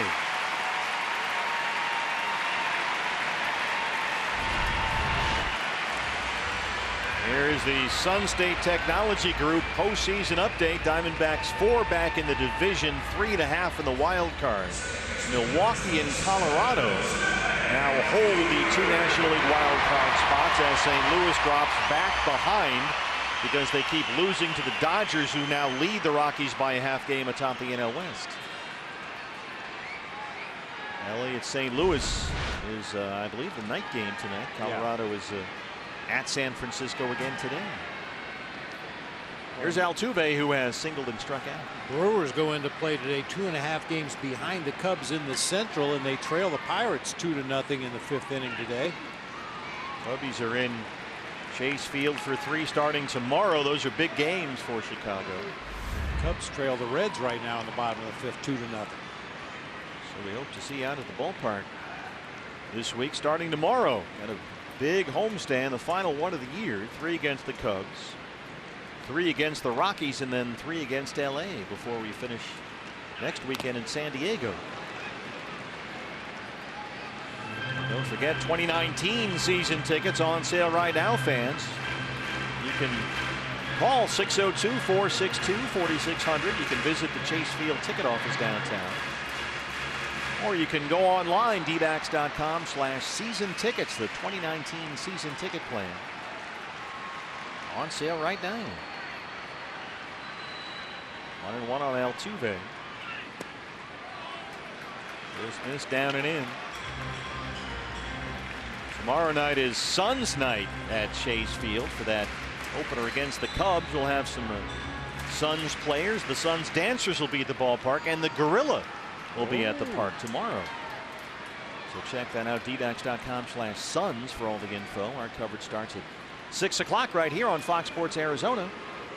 Diamondback Live pregame show. Patrick Corbin against Kyle Hendricks. D-backs are not sure about a starter for Tuesday.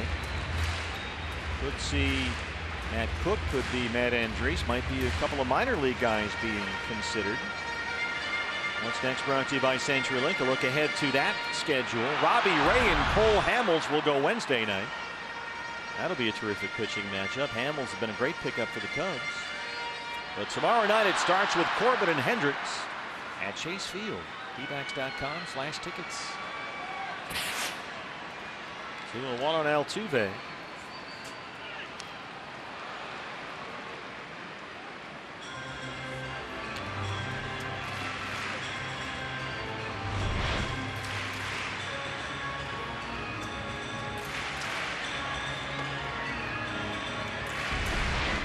Altuve takes such a big hack. Every time he swings the bat, he kind of came out of the box awkwardly that time. Kind of ran forward after finishing his swing. Had a little grimace on his face, but appears to be none the worse for wear. He's been bothered by some right knee soreness for much of the second half of the year. He was actually on the DL at one point last month. Altuve missed 21 games. And he's hit under 270 since the All-Star break, which is very unusual for him. So it's clearly affected him. Bregman on deck.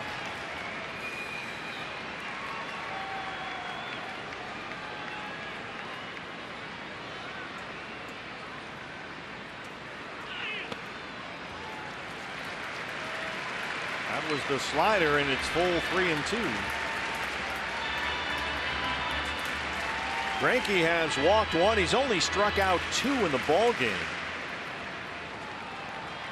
He's been using his defenders behind him all day. There's Mike Butcher, the pitching coach.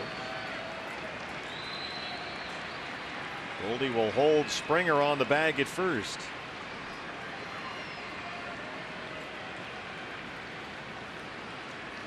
Springer takes off. Altuve rolls it to shortstop. No chance to turn 2.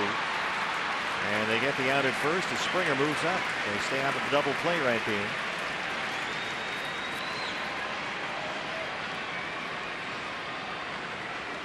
And here comes Bregman. Bregman hit into a big double play in the first. It scored a run. The only Houston score so far. He popped up on a 3-2 pitches last time up. And with first base open, they will give him the free pass and pitch to Yuli Gurriel.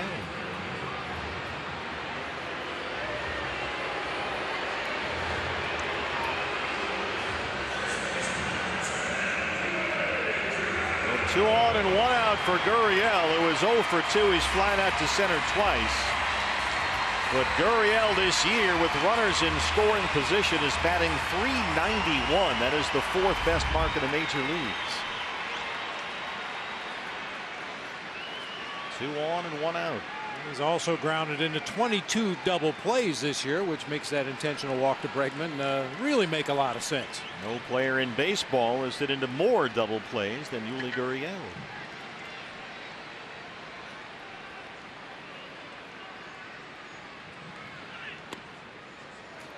Got the call that time on that inside fastball from Mark Carlson. Gurriel hit .310 in the first half of the year. He's hit just .223 since the All-Star break.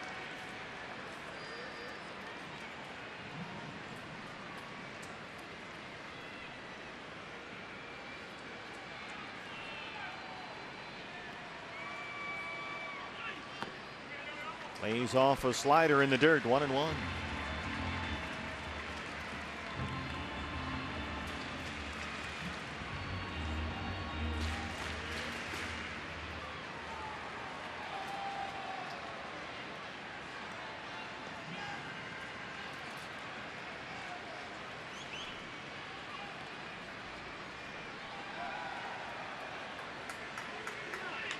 There's your ground ball. Escobar short hop, little stumble there, and they won't be able to turn 2. Escobar took a half a beat to get that out of the glove. He wanted to be sure. They get the force on Bregman, and that's it. Yeah, just couldn't find the handle cleanly down there at third base. Kind of a tough in-between hop that time for Escobar, and when he came up with the glove, he kind of lost it for a second. Right there, you see the ball way up in the webbing of the glove and kind of fell out into his bare hand. By the time he re-grips and throws on to Marte, they can only get the force play at second base. Cattell wisely just held on to that one, so they're on the corners. 2 down for White, who's twice grounded out. And you noticed on that play, Marte realized they had no chance to turn the double play at first, so instead he looked right back to third base to see if maybe they could catch Springer rounding the bag too far. Line to right, and that is trouble. It's in the corner, a fair ball. Springer is home. It's in the seats. RBI double for Tyler White, and it's 2-1 Houston.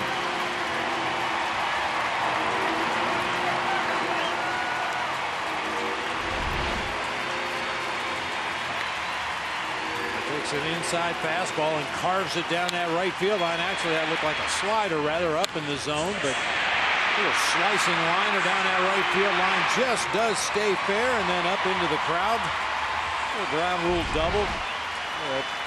Inability to turn that double play really stands out now. And now you've got Correa, runners at second and third with 2 down. Correa has singled and lined out to right.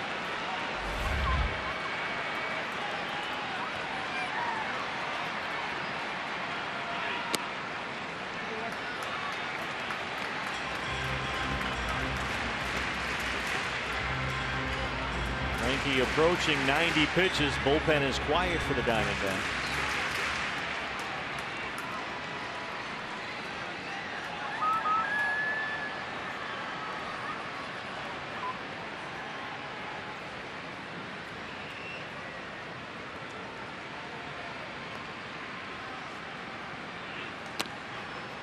Got the call on the curve away. 1-1.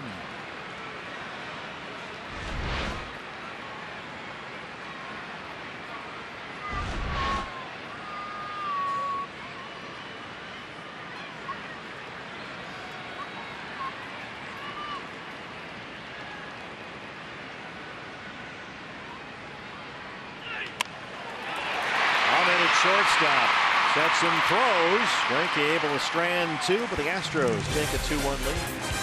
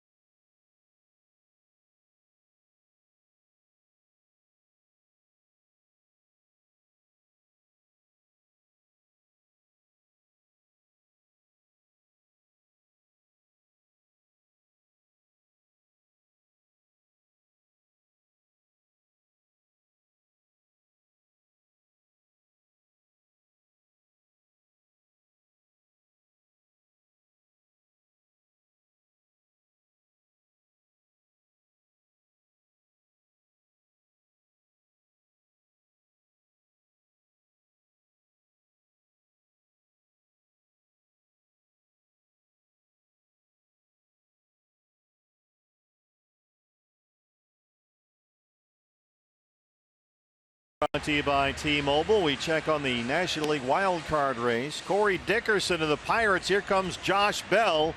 Round in third in Milwaukee. Look out. Oh boy, is he a big dude. The Pirates lead the Brewers 2-0. They're in the 6th inning at Miller Park. Brewers and Rockies holding the 2 National League wild card spots for the moment.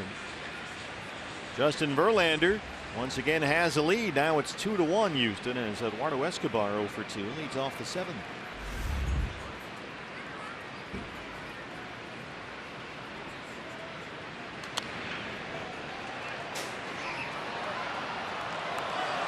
D-backs 4 games behind the Dodgers for the NL West lead. With only 13 to go counting today. They're 3.5 back of a wild card spot.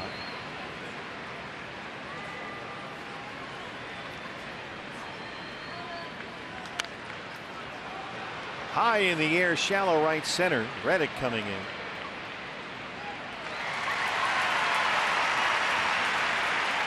One out in the 7th for Verlander, who's in 94 pitches. No one warming up the Astros bullpen. Did notice a lot of bodies moving around between innings. Guys just stretching, running back and forth down there in the bullpen a little bit in anticipation of a possible phone call here in the 7th. Well, this is a big game for A.J. Hinch's ball club. They're 3.5 up on Oakland, and the A's have just lost at Tampa Bay 5-4. The Rays beat Oakland, and where, Tampa, you got it.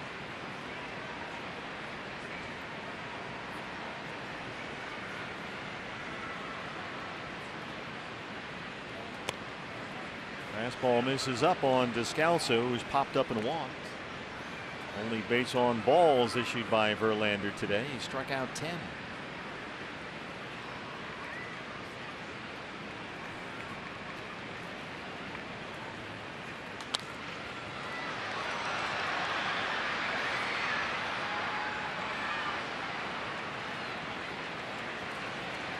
See, Chris Sale was on the mound again for Michael Brenly's Red Sox. They beat the Mets 4-3, but they got to be a little bit worried about Sale, a little bit worried about that bullpen back there in Boston. Yeah, they're just kind of bringing Sale back into shape like you would in spring training. He went 1 inning his last outing. I think he went 3 today.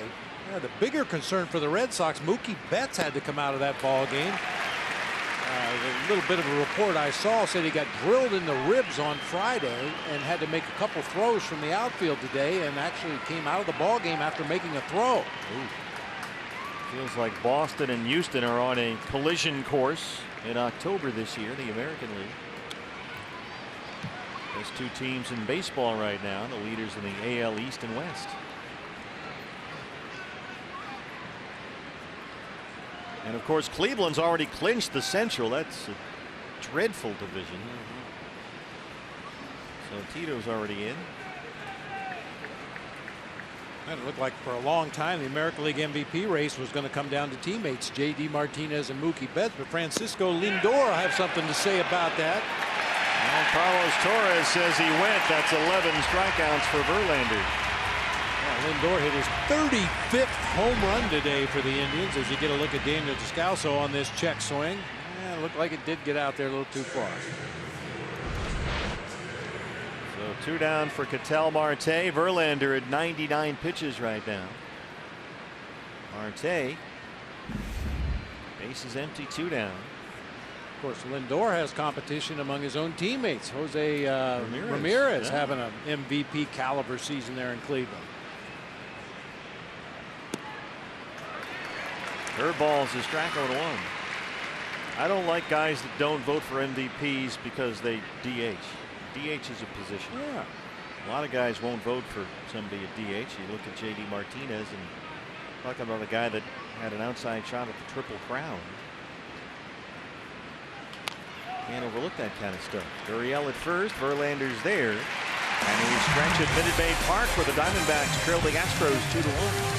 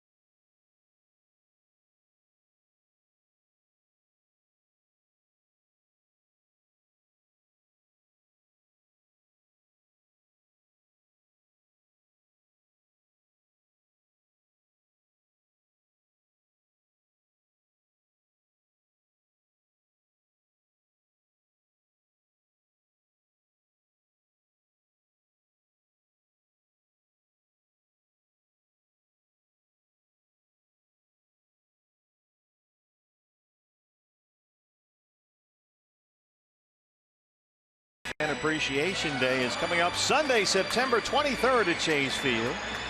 D-backs and Rockies a 1:10 start. This is going to be a lot of fun. Fans can win great prizes throughout the ball game, and don't forget to stick around after the game where everybody gets to run the bases. That's cool. Get your tickets at dbacks.com. That's very cool. And as we mentioned, every time somebody runs the bases after the ball game at Chase Field and steps on home plate, another $1 is donated to Phoenix Children's Hospital. So if you think about it, you get a big crowd out there, 25, 30,000 people or more, and everybody goes down on the field. What kind of donation is that for Phoenix Children's? All for a terrific cause. Absolutely. Well, they're playing deep in the heart of Texas as we stand up between innings here in the 7th. And it's a long-time tradition, as you know, that Milo Hamilton, I believe, started this, where the Astros broadcasters, there they are, throw peanuts out. That's Robert Ford and Steve Sparks, the radio team. And they just kind of feed everybody peanuts from the booth.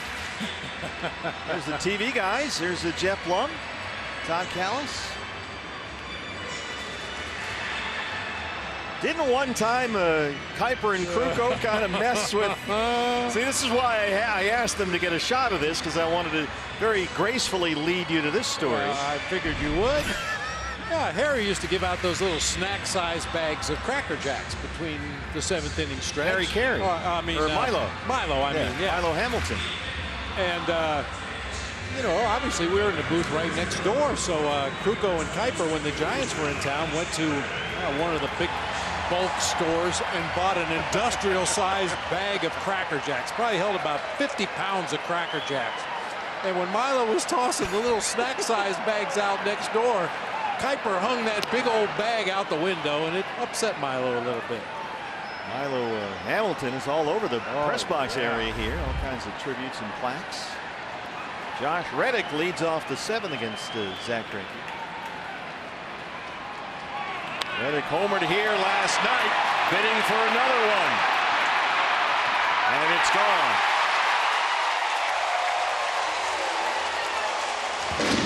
That's 15 for Reddick, and it's 3-1 Houston.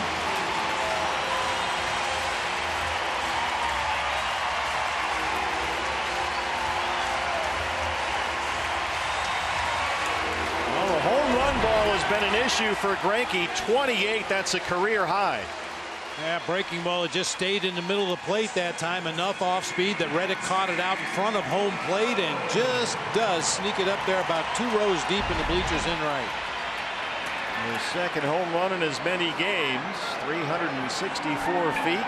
It's a 2-run D-back deficit now, and here's the catcher Martin Maldonado. This is lined into left.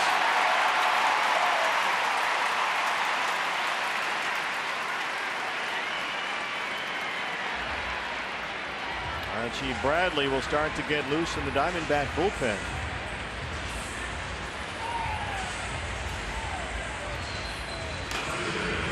Zach Greinke, even though we got the win the other day, Tuesday at Colorado,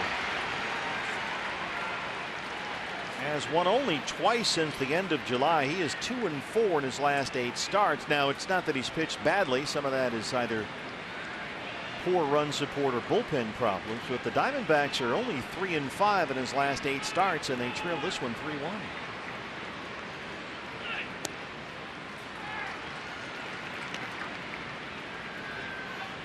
Tony Kemp had a home run taken away in the 3rd, and a tremendous catch by John Jay in right field.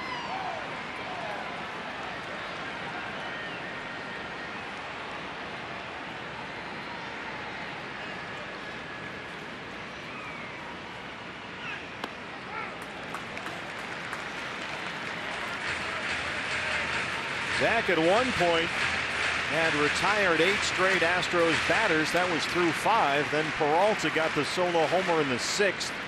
That tied the game at 1. But the Astros came back in the home half of the 6th inning. Springer singled to lead it off. Moved up on a ground ball. They walked Bregman. Couldn't turn a double play, and Tyler White finally had an RBI double that gave Houston the lead. And now Reddick tacks on another run to make it 3-1. And he's behind on Kemp 3-0 with Springer on deck.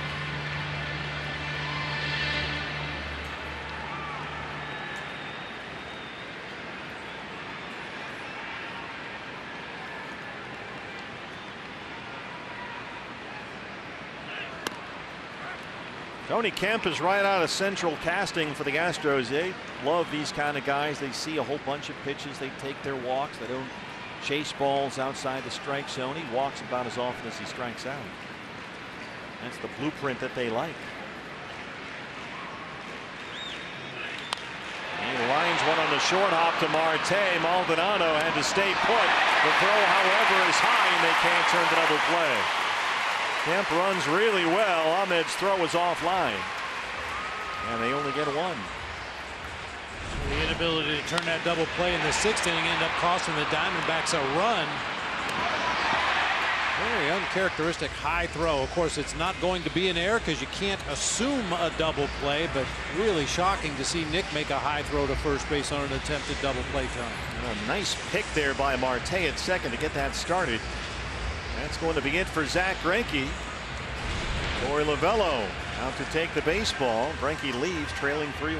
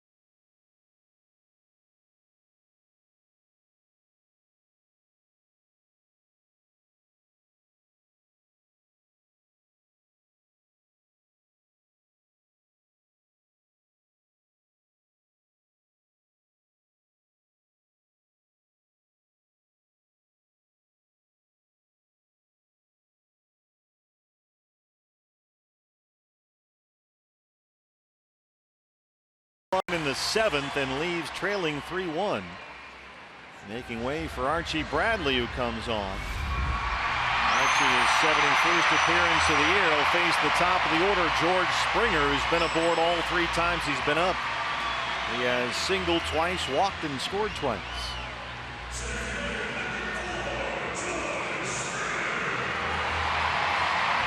He's got Kemp at first and 1 out, a run in on the Reddick homer.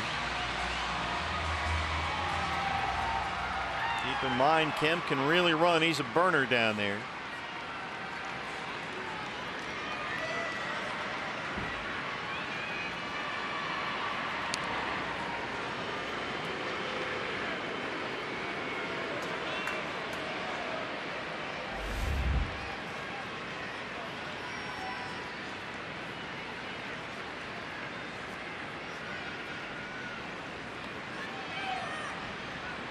And there goes Kemp. The throw from Mathis. Off the glove of Marte. Ahmed backs up. It's a stolen base for Tony Kemp, his 9th of the year. A great jump that time by the Astros left fielder. Good pitch to handle for Jeff Mathis up in the zone, but Kemp got such a big jump over there at first base. They really had no chance to get him that time, even with a good throw.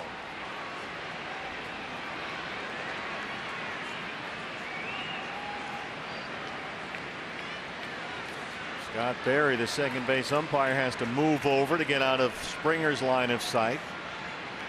And out from in front of Ketel Marte at second. There he is now, right in the middle of your picture. 1-0 on George Springer.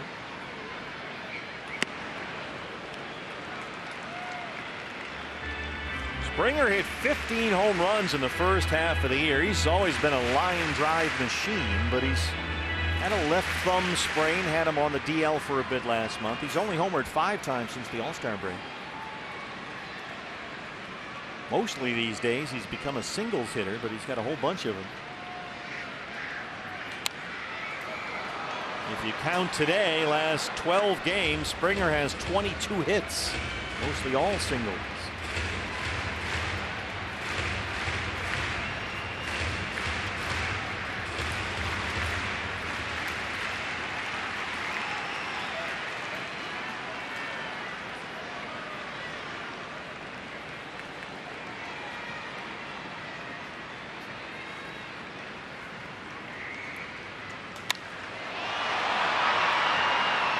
In the air, right center.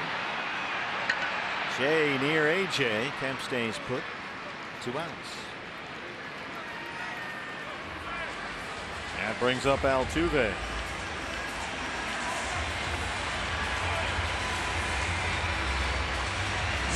Jose Altuve singled in the first. He's 1 for 3 so far. He's got Kemp at second and 2 down.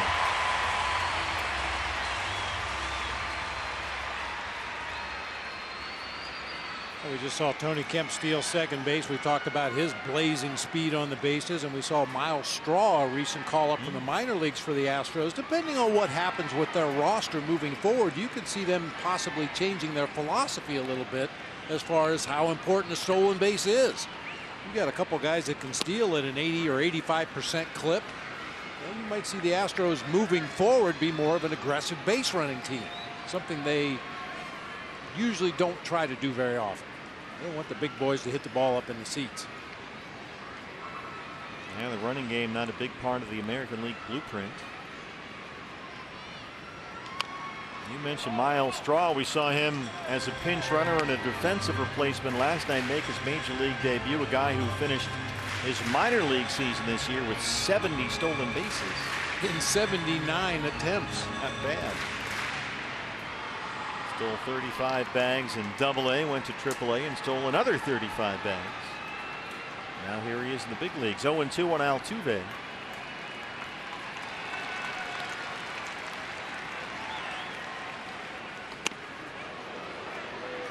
Archie looking to regain that sort of late life, that hop on his fastball that's gone missing the last month or so. The velocity's been about the same. It's not that he's got a tired arm. We haven't seen a real dip or drop in velocity.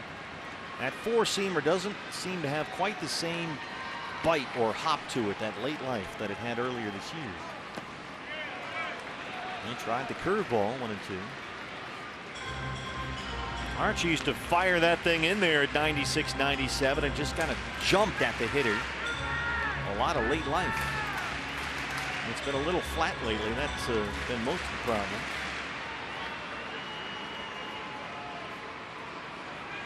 And he's missed here and there with his command. Trying to get it sorted out here in the 7th.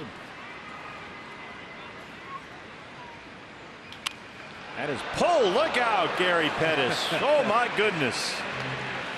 Gary just ducking cover down there. He's asking Eduardo Escobar to borrow his glove. Gary didn't waste any time. He just hit the deck.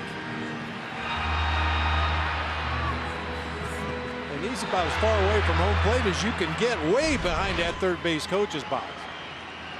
That's why they wear those helmets, thank goodness.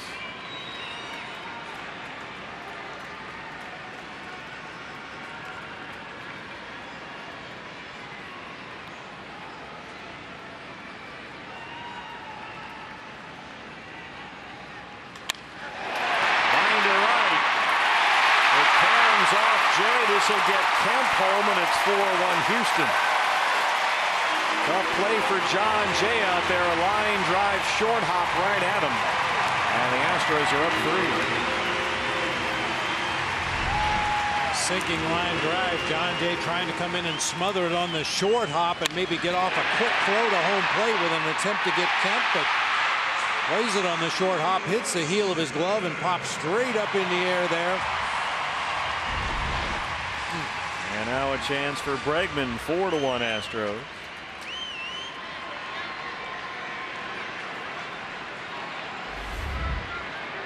Bregman still with only 1 hit in the series. He singled and scored a run last night. And he's walked 5 times. He's got more walks than strikeouts this year. There's the strikeout order.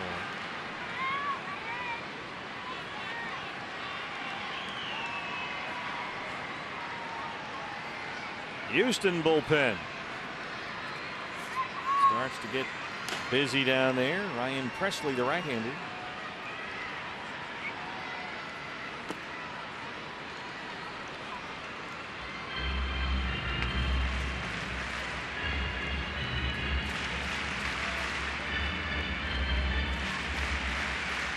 If this Astros team does bump into Boston in the postseason, then that almost seems inevitable. Who do you like? I know who I'm rooting for. I know you got a bullpen catcher back there. Bregman gets plunked with a fastball just inside. Well, the thing about this Astros ball club, I think their starting rotation is a little better than just about everybody else that's looking forward to a possible postseason experience. I mean, when you can run Verlander and Cole and Keuchel out there. Charlie Morton. Yeah, they're loaded. There's no doubt about it.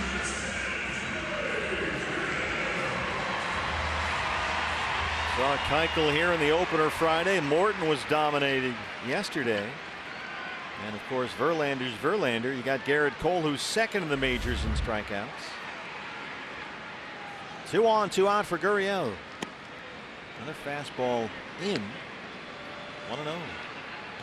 And you know, for Boston, David Price, you never know with him. And who knows if Sale is healthy or if he'll be ready. Porcello's been kind of hit or miss this year. He did pick up Nate Eovaldi, which was a nice move by the Red Sox. So it'll be interesting if and when they do meet up. The Astros pitching against the Boston Bats. Yeah. And as you said just a moment ago, Mookie Betts now might be hurt for the Red Sox. Boy, A.J. Hinch did a tremendous job, I thought, last year of managing his bullpen. This a little bloop. Goldie off the back of the glove, knocks it down. Quickly gets it back into the infield, and Houston has the bases loaded. Just a little looper that Goldie tried to make the over-the-shoulder grab on. It looked like it hit the heel of the glove. Yeah, kind of an awkward attempt there, coming from his position, back over his shoulder. Kind of an awkward jump that time, and Archie caught spectating out there on the mound. I guess he thought that was going to get through into right field, so nobody covering first base. Goldie does the wise thing, just pick it up and fire home. Make sure to hold Altuve at third base. Well, here's the DH, Tyler White. Bases loaded, 2 outs. He had an RBI double in the 6th.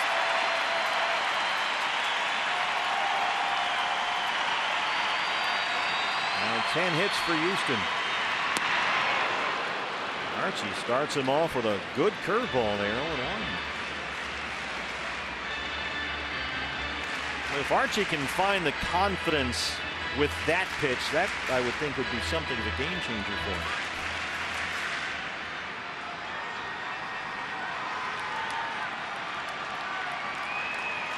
Threw it right there with the bases loaded. That's a good sound. Jumps ahead 0-1. Doubled up with that curveball. 1-1.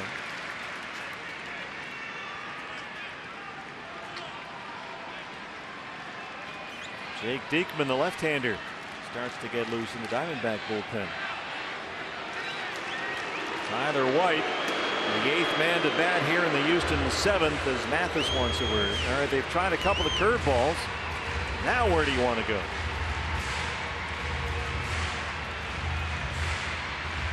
And White, as we mentioned, has been an RBI machine. 23 RBIs in his previous 21 games, and he's knocked in another run here today.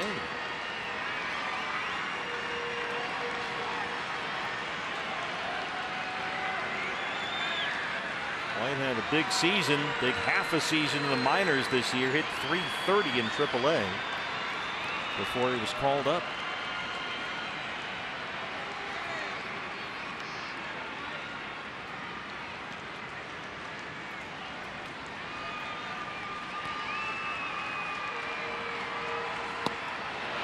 To the heater, 1-2.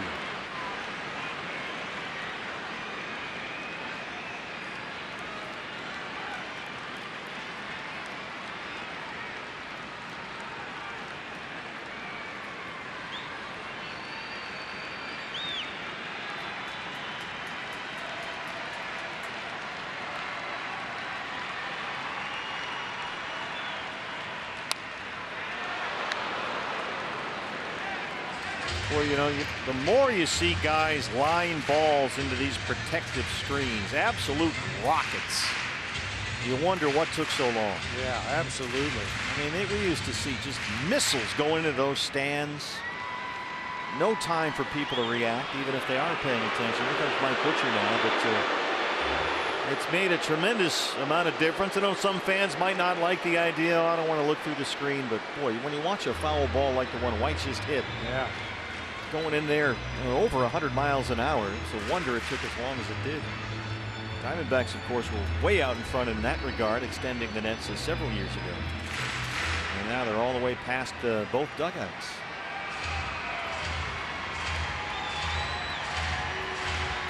And as we know, going to the ballpark is a social activity. You're not going to pay attention to every pitch. Yeah, you might be talking to your neighbor, talking to the guy behind you, talking to the kid in front of you, and a foul ball comes up there. Like you said, you just have no time to react. That's the beauty of the game. You can talk about the game or whatever you want with your neighbor. You're not overwhelmed by noise like some other sporting events.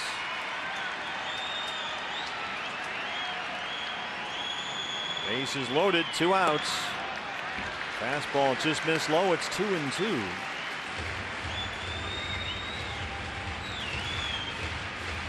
Astros have out hit the Diamondbacks 10-3. They lead it 4-1. Altuve really dancing around down there at third. Now White steps down. Altuve broke for the plate there for a moment and then stopped. I think he's trying to distract Archie, but instead he distracted his own hitter. He sure did. Missed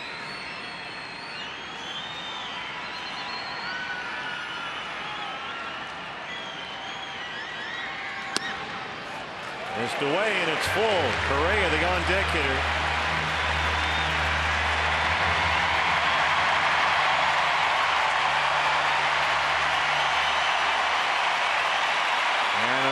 Feet at Minute Maid Park in Houston.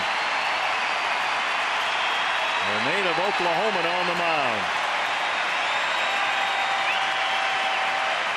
There go the runners. They'll do it again.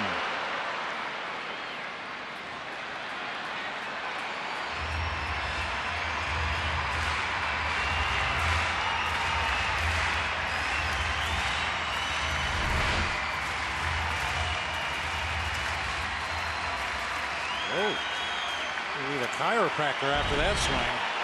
Surprised he didn't take off. Here we go on 3-2. Along the right field line, they got this thing surrounded. Jay is over there and he's got it. But the Astros add 2. They lead it 4-1.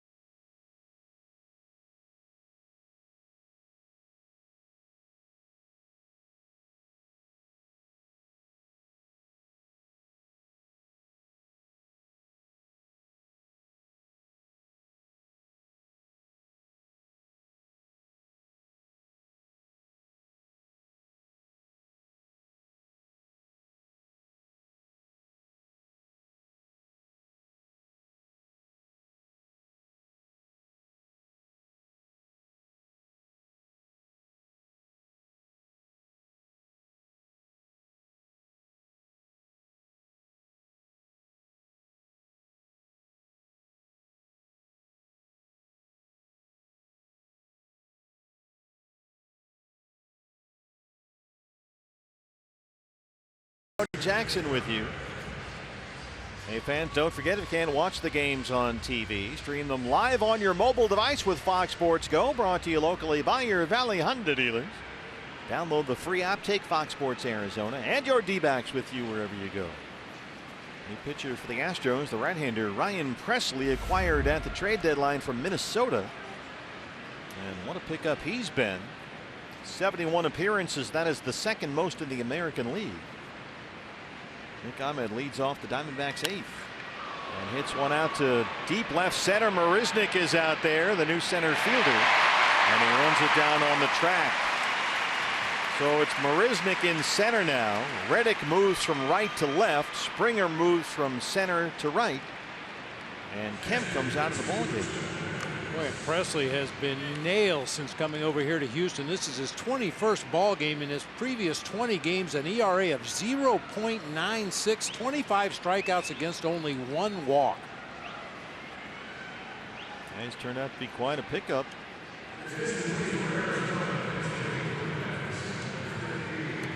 Here's Ildemaro Vargas. He will hit for the catcher, Jeff Mathis. Down 4-1, running out of outs here. Vargas hitless in 5 plate appearances this year after a big season at AAA Reno. 0 for 5 with 3 strikeouts so far.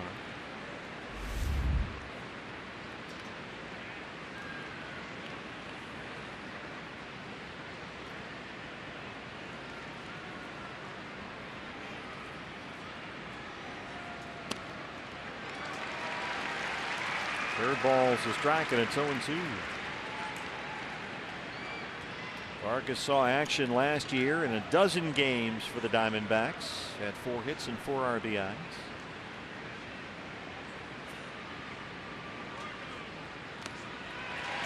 Maldonado can't hang on.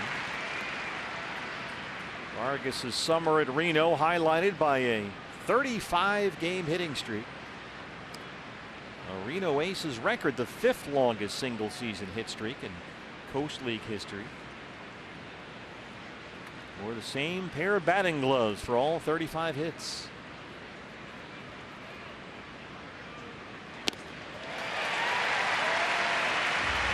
Two down in the 8th. Presley showing one of those deflector shield breaking balls. It looks like it gets about halfway to home plate and hits something and changes directions. Nasty slider down and in for strike 3. John Jay, the leadoff man, 0 for 3 today. D-back still with only 3 hits. David Peralta's home run in the 6th inning, their only run so far. That one off Verlander. That one misses away.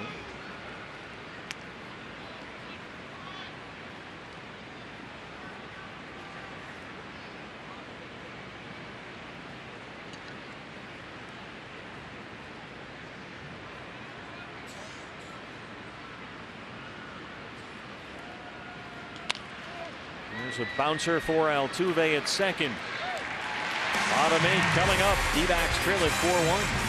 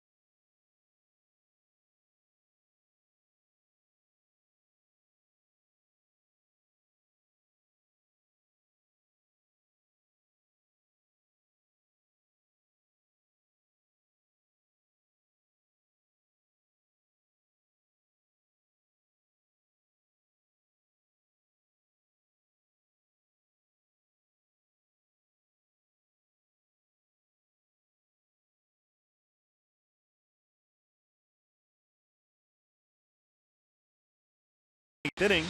New battery for the Diamondbacks. John Ryan Murphy takes over behind home plate, and on the mound it's the right-hander Brad Boxberger, his 57th appearance of the year.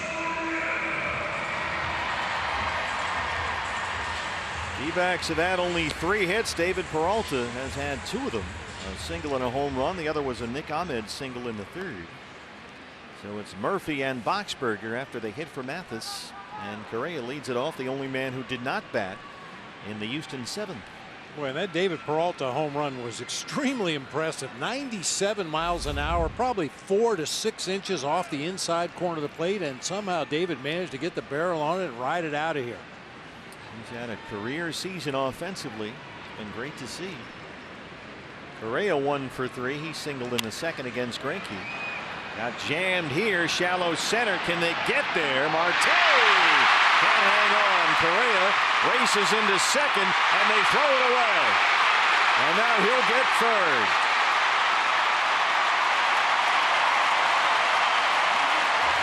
Just a dying quail out there. Marte made a tremendous play just to get there. Couldn't quite hang on in the juggling act, and then things fell apart. Well, he might be able to catch it on the deflection right there. Goes down to the ground in an attempt to catch it on the hop right there.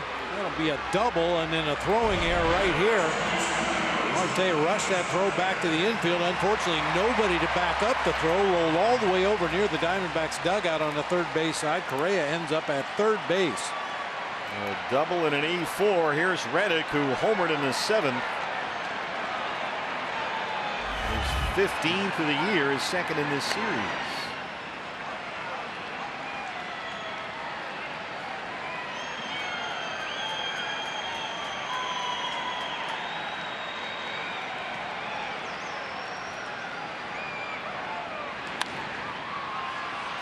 Popped up. Escobar foul ground at 3rd. He's got it in fair territory, and that's the first out here in the 8th. Maldonado is the hitter.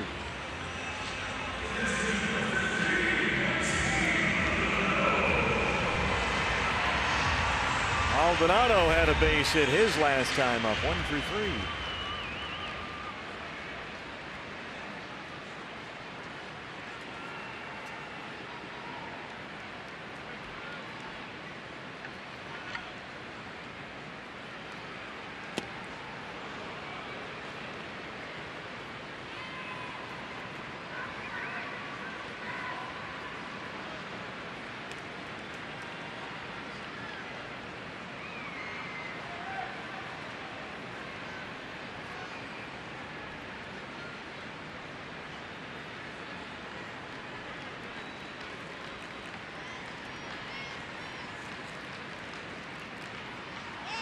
Where's the bunt? Pops it up.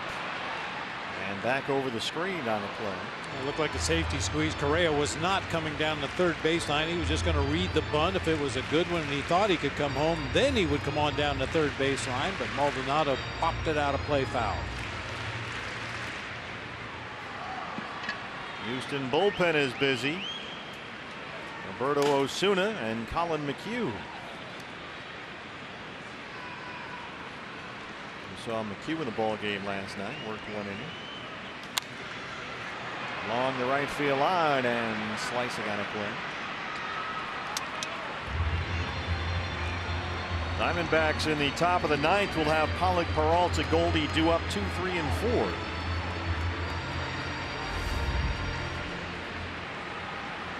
Our next telecast tomorrow night, back home finally from Chase Field, 1st of 3 against the Cubs. D-backs live pregame show at 6 o'clock. Patrick Corbin on the mound against Chicago's Kyle Hendricks. Fastball fouled straight back, stays 0-2.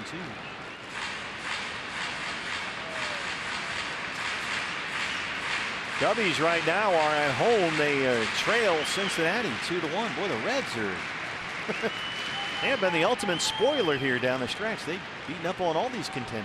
Yeah, we knew that the Reds could hit. They can pound the ball with anybody. They just can't always get the outs they need to win ball games. But we saw that firsthand this year. They can swing those bats.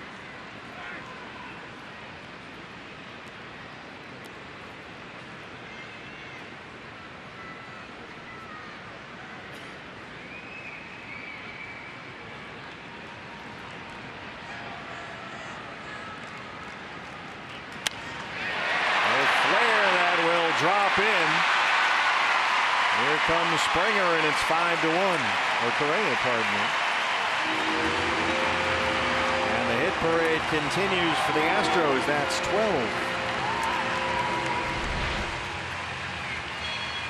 Another high fastball to Maldonado. Every pitch in that at bat was a 90, 91, 92 mile an hour fastball up in the zone.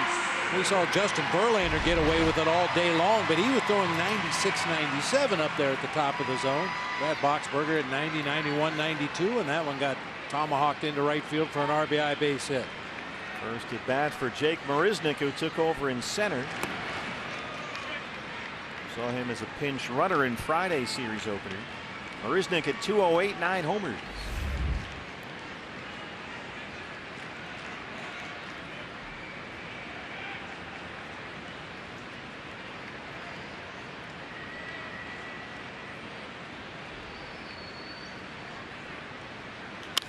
A bullet to third. Escobar is right there. He's going to need a nap after this series. He has been busy down there for 3 days.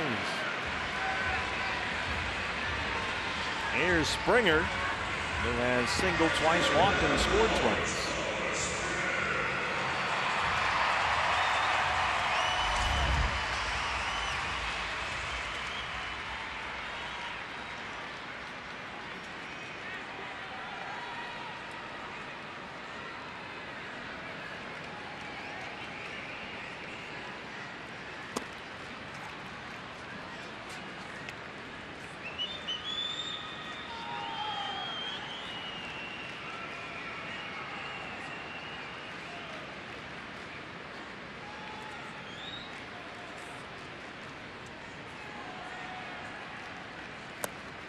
Well, if Houston's going to go deep in the playoffs again this year, going to need Springer's bat. He had a massive season last year. He was the World Series MVP. Hit 5 home runs for A.J. Hinch against the Dodgers in the Fall Classic. Had 34 in the regular season last year, but his power numbers have taken a nosedive here since the All-Star break. We mentioned the thumb sprain. He's had a quad problem as well. Still hitting a lot, just not with the same power and thump that he had last year. Some of those Dodger Astro World Series games, they were nuts, man. Just one home run after another.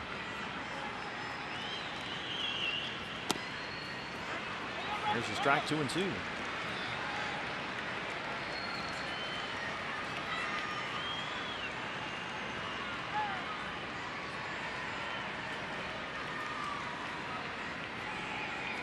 Rockies have the early lead, looks like, at San Francisco, 3-0.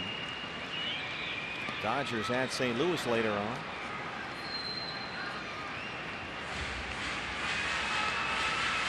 Dodgers now lead the NL West. Colorado is a half game back in the division, and they hold the second National League wild card for the moment.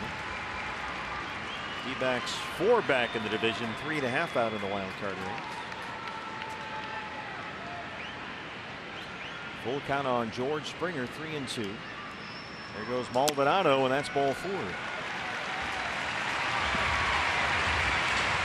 So Springer aboard for the 4th time today. The leadoff man brings up Jose Altuve.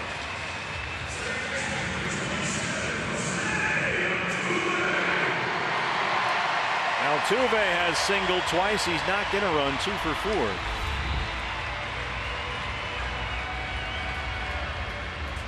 Giants Rockies game, Antonio Senzatella with a 2 RBI base hit. How about that? Charlie Blackmon also has a excuse me, who was it? Desmond scored the run. LeMahieu with a sac fly. Boy, I wonder what DJ LeMahieu does in that ballpark with the triples alley in right center, the way he hits the ball the other way. 2 on and 2 out for Altuve.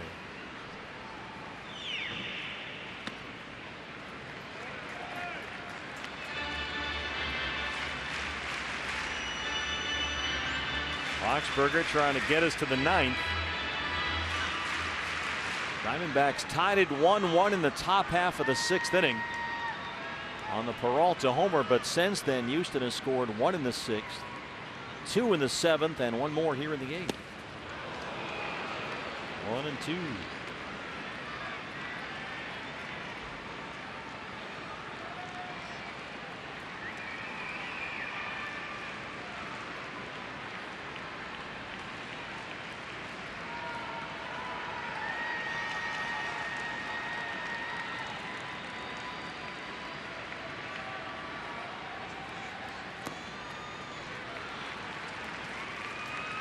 Don't forget, immediately after our ball game today, no Diamondback Live post-game show.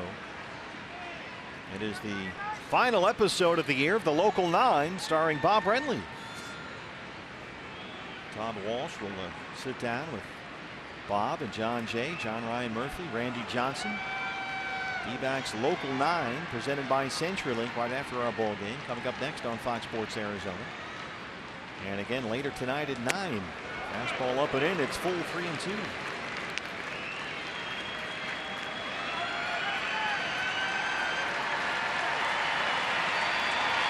Bregman would be next. He'd like to avoid that if he could. Maldonado, the catchers at second, Springer's at first.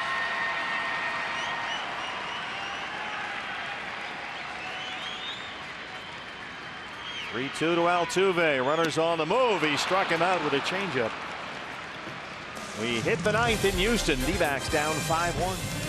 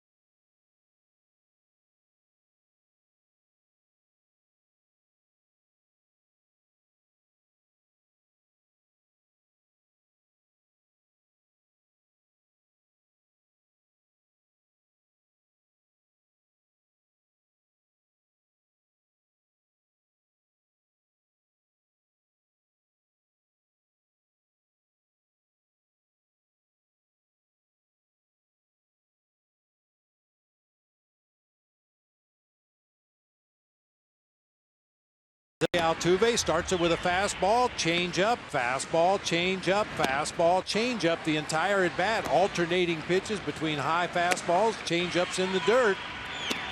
Got the swing and a miss on an 81-mile-an-hour changeup on the outer third of the plate. Our Nationwide Vision Center's eye on the game. Colin McHugh will work the 9th inning for Houston. We saw McHugh in the ball game last night. Came on to start the 7th inning and worked a 1-2-3 inning. His 52nd appearance of the year. He's been outstanding, a 1.89 ERA. He'll face 2, 3, and 4 in the D-back 9th. Pollock, Peralta, and Goldschmidt. AJ 0 for 3. D-backs have been out hit 12-3. They trail it 5-1.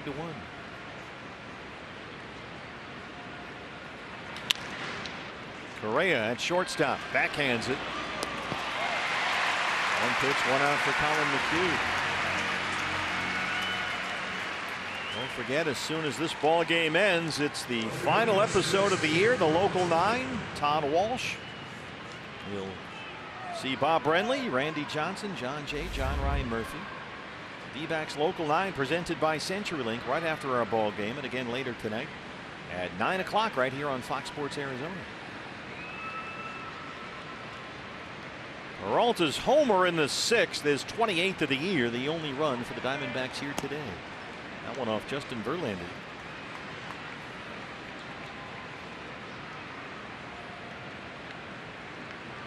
As you mentioned, Bob, Verlander trying to come in with some big time heat, and Peralta took him deep. Now you got to be really quick to get to this pitch. 97 off the inside corner of the plate. David made a little adjustment, pulled his hands in just a little bit closer to his body to make sure he got the barrel on that ball, and out it went. His second home run on the road trip. He homered at Colorado in the win there last week. Extending his career high with 28 homers. Goldie 0 for 3 on deck. Well, you're looking for base runners down 4. That's a good start. 1 on, 1 out. Peralta aboard for the 3rd time today. So here's Goldie.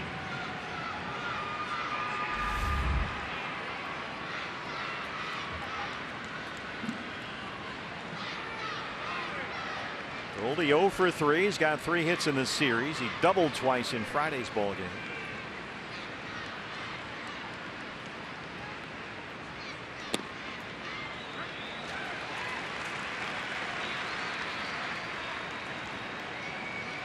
Colin McHugh's always had a great breaking ball. Look at that thing. Jeez. Started it almost right at Goldie and swept it all the way across the plate to the outside corner.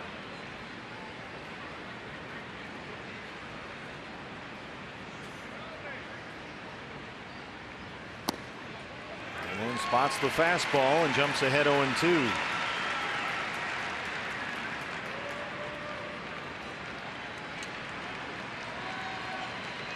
Goldie having a big finish to the season. He's hitting .360 in September. Trying to start a 9th inning rally right here.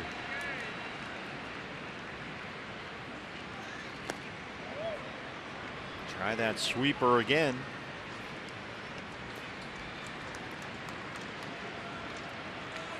Goldie's hit safely in 14 of his last 16 games. He's hitting over .370 during that span. But hitless so far today.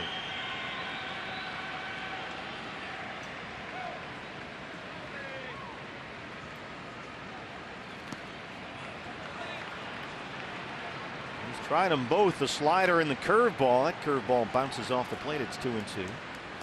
As soon as our ball game is over, the final episode this year. D-backs Local 9 presented by CenturyLink right after our ball game, and then again later tonight at 9 o'clock right here on Fox Sports Arizona, starring Bob Brenly. I'm just a supporting actor in that show. Well, there's a saying about that. I forget what it is. There are no small roles, only small actors. That's it. Something like that. So it's the small actors in a big unit.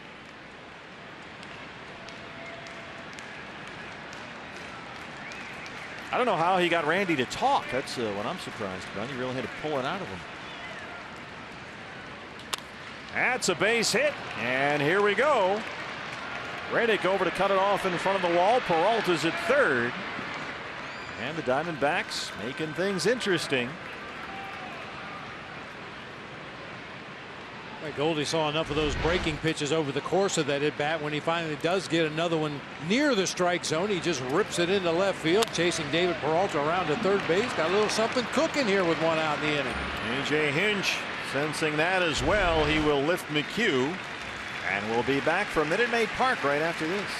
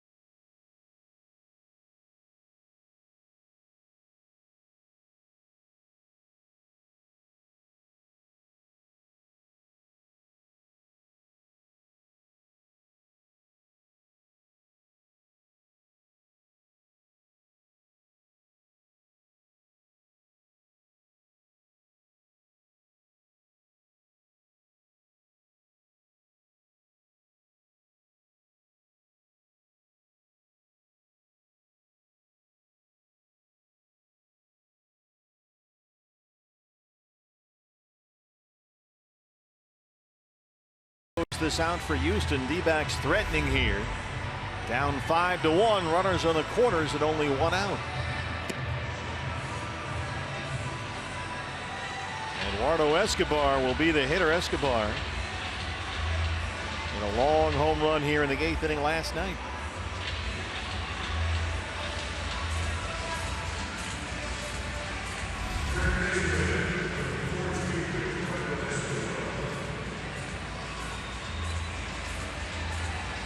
Well, this sets up perfectly for my Nick Ahmed Crawford box home run prediction. Oh, I like it. Because Nick is lurking down there. Get these runners home, make things interesting. Escobar 0 for 3 today. He has struck out and twice flied out. This is way up in the air. Right center, playable. Marisnik is out there. Here comes Peralta, and it's a 5-2 ball game. RBI for Escobar.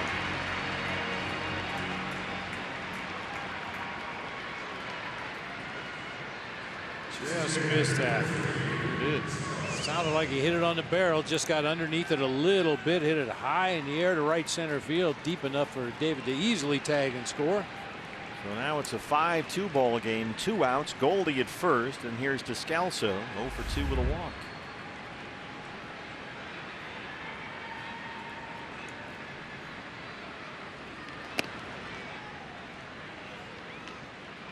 Astros have 3 infielders on the first base side. Bregman all by himself midway between second and third, toes on the grass down there. See Marisnik shaded over a bit toward right center field. Fastball by him, and it's 1-1.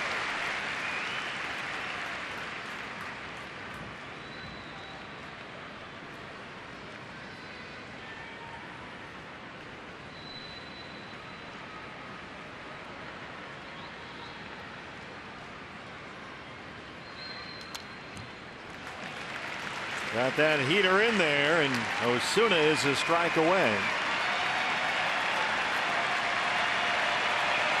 Rockies lead at San Francisco 3-0. Dodgers at St. Louis later tonight. And the days on the calendar are dwindling down to a desperate few for the Diamondbacks. Back home starting tomorrow night, first of 3. A long homestand opens up against the Cubs. Patrick Corbin and Kyle Hendricks tomorrow. dbacks.com for your tickets. Rockies are in next weekend. And then LA starting a week from tomorrow. So a big 9-game homestand, the final one of the year, starts tomorrow night. We hope to see you down there at the ballpark. Descalso gets into one. Way back! Get out of here, Ed! Gone!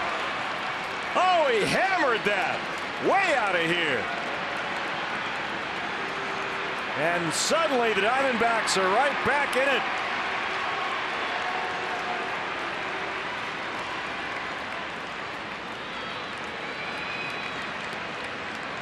It's a 1-run ball game in Houston. That sucked a little wind out of the ballpark here. Daniel Descalso just a monster blast into the second deck in right field. Caught up to that Ozuna fastball down and in and golfed it out of here. We got a ball game here. A 3-run Diamondback 9th. That's a jumbo jack. Free one tomorrow at Jack in the Bunch with the purchase of a large drink. Marte the hitter. And that one is fouled back.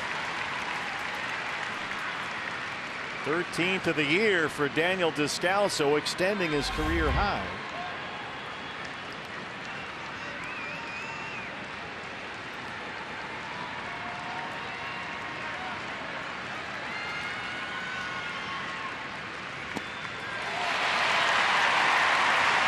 That is the Osuna changeup. 0-2. Ahmed on deck.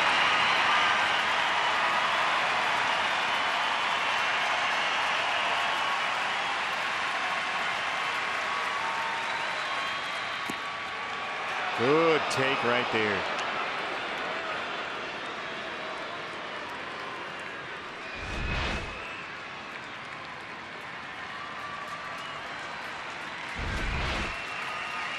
399 feet to right field for Daniel Descalso on that home run.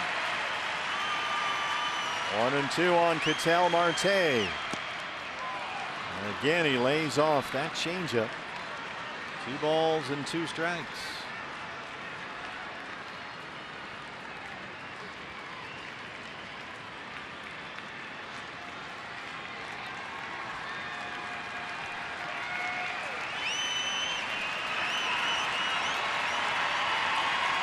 Trying to keep this thing going.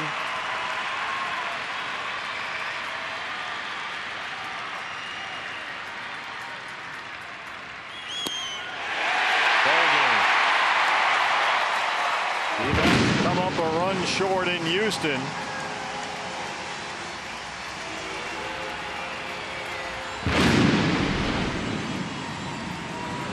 A little backdoor cutter that time. Didn't appear to get back to the corner, but Mark Carlson rings up Ketel Marte to end this one. So the Astros take the series. D-backs have dropped 16 of their last 23. Back to wrap it up after this.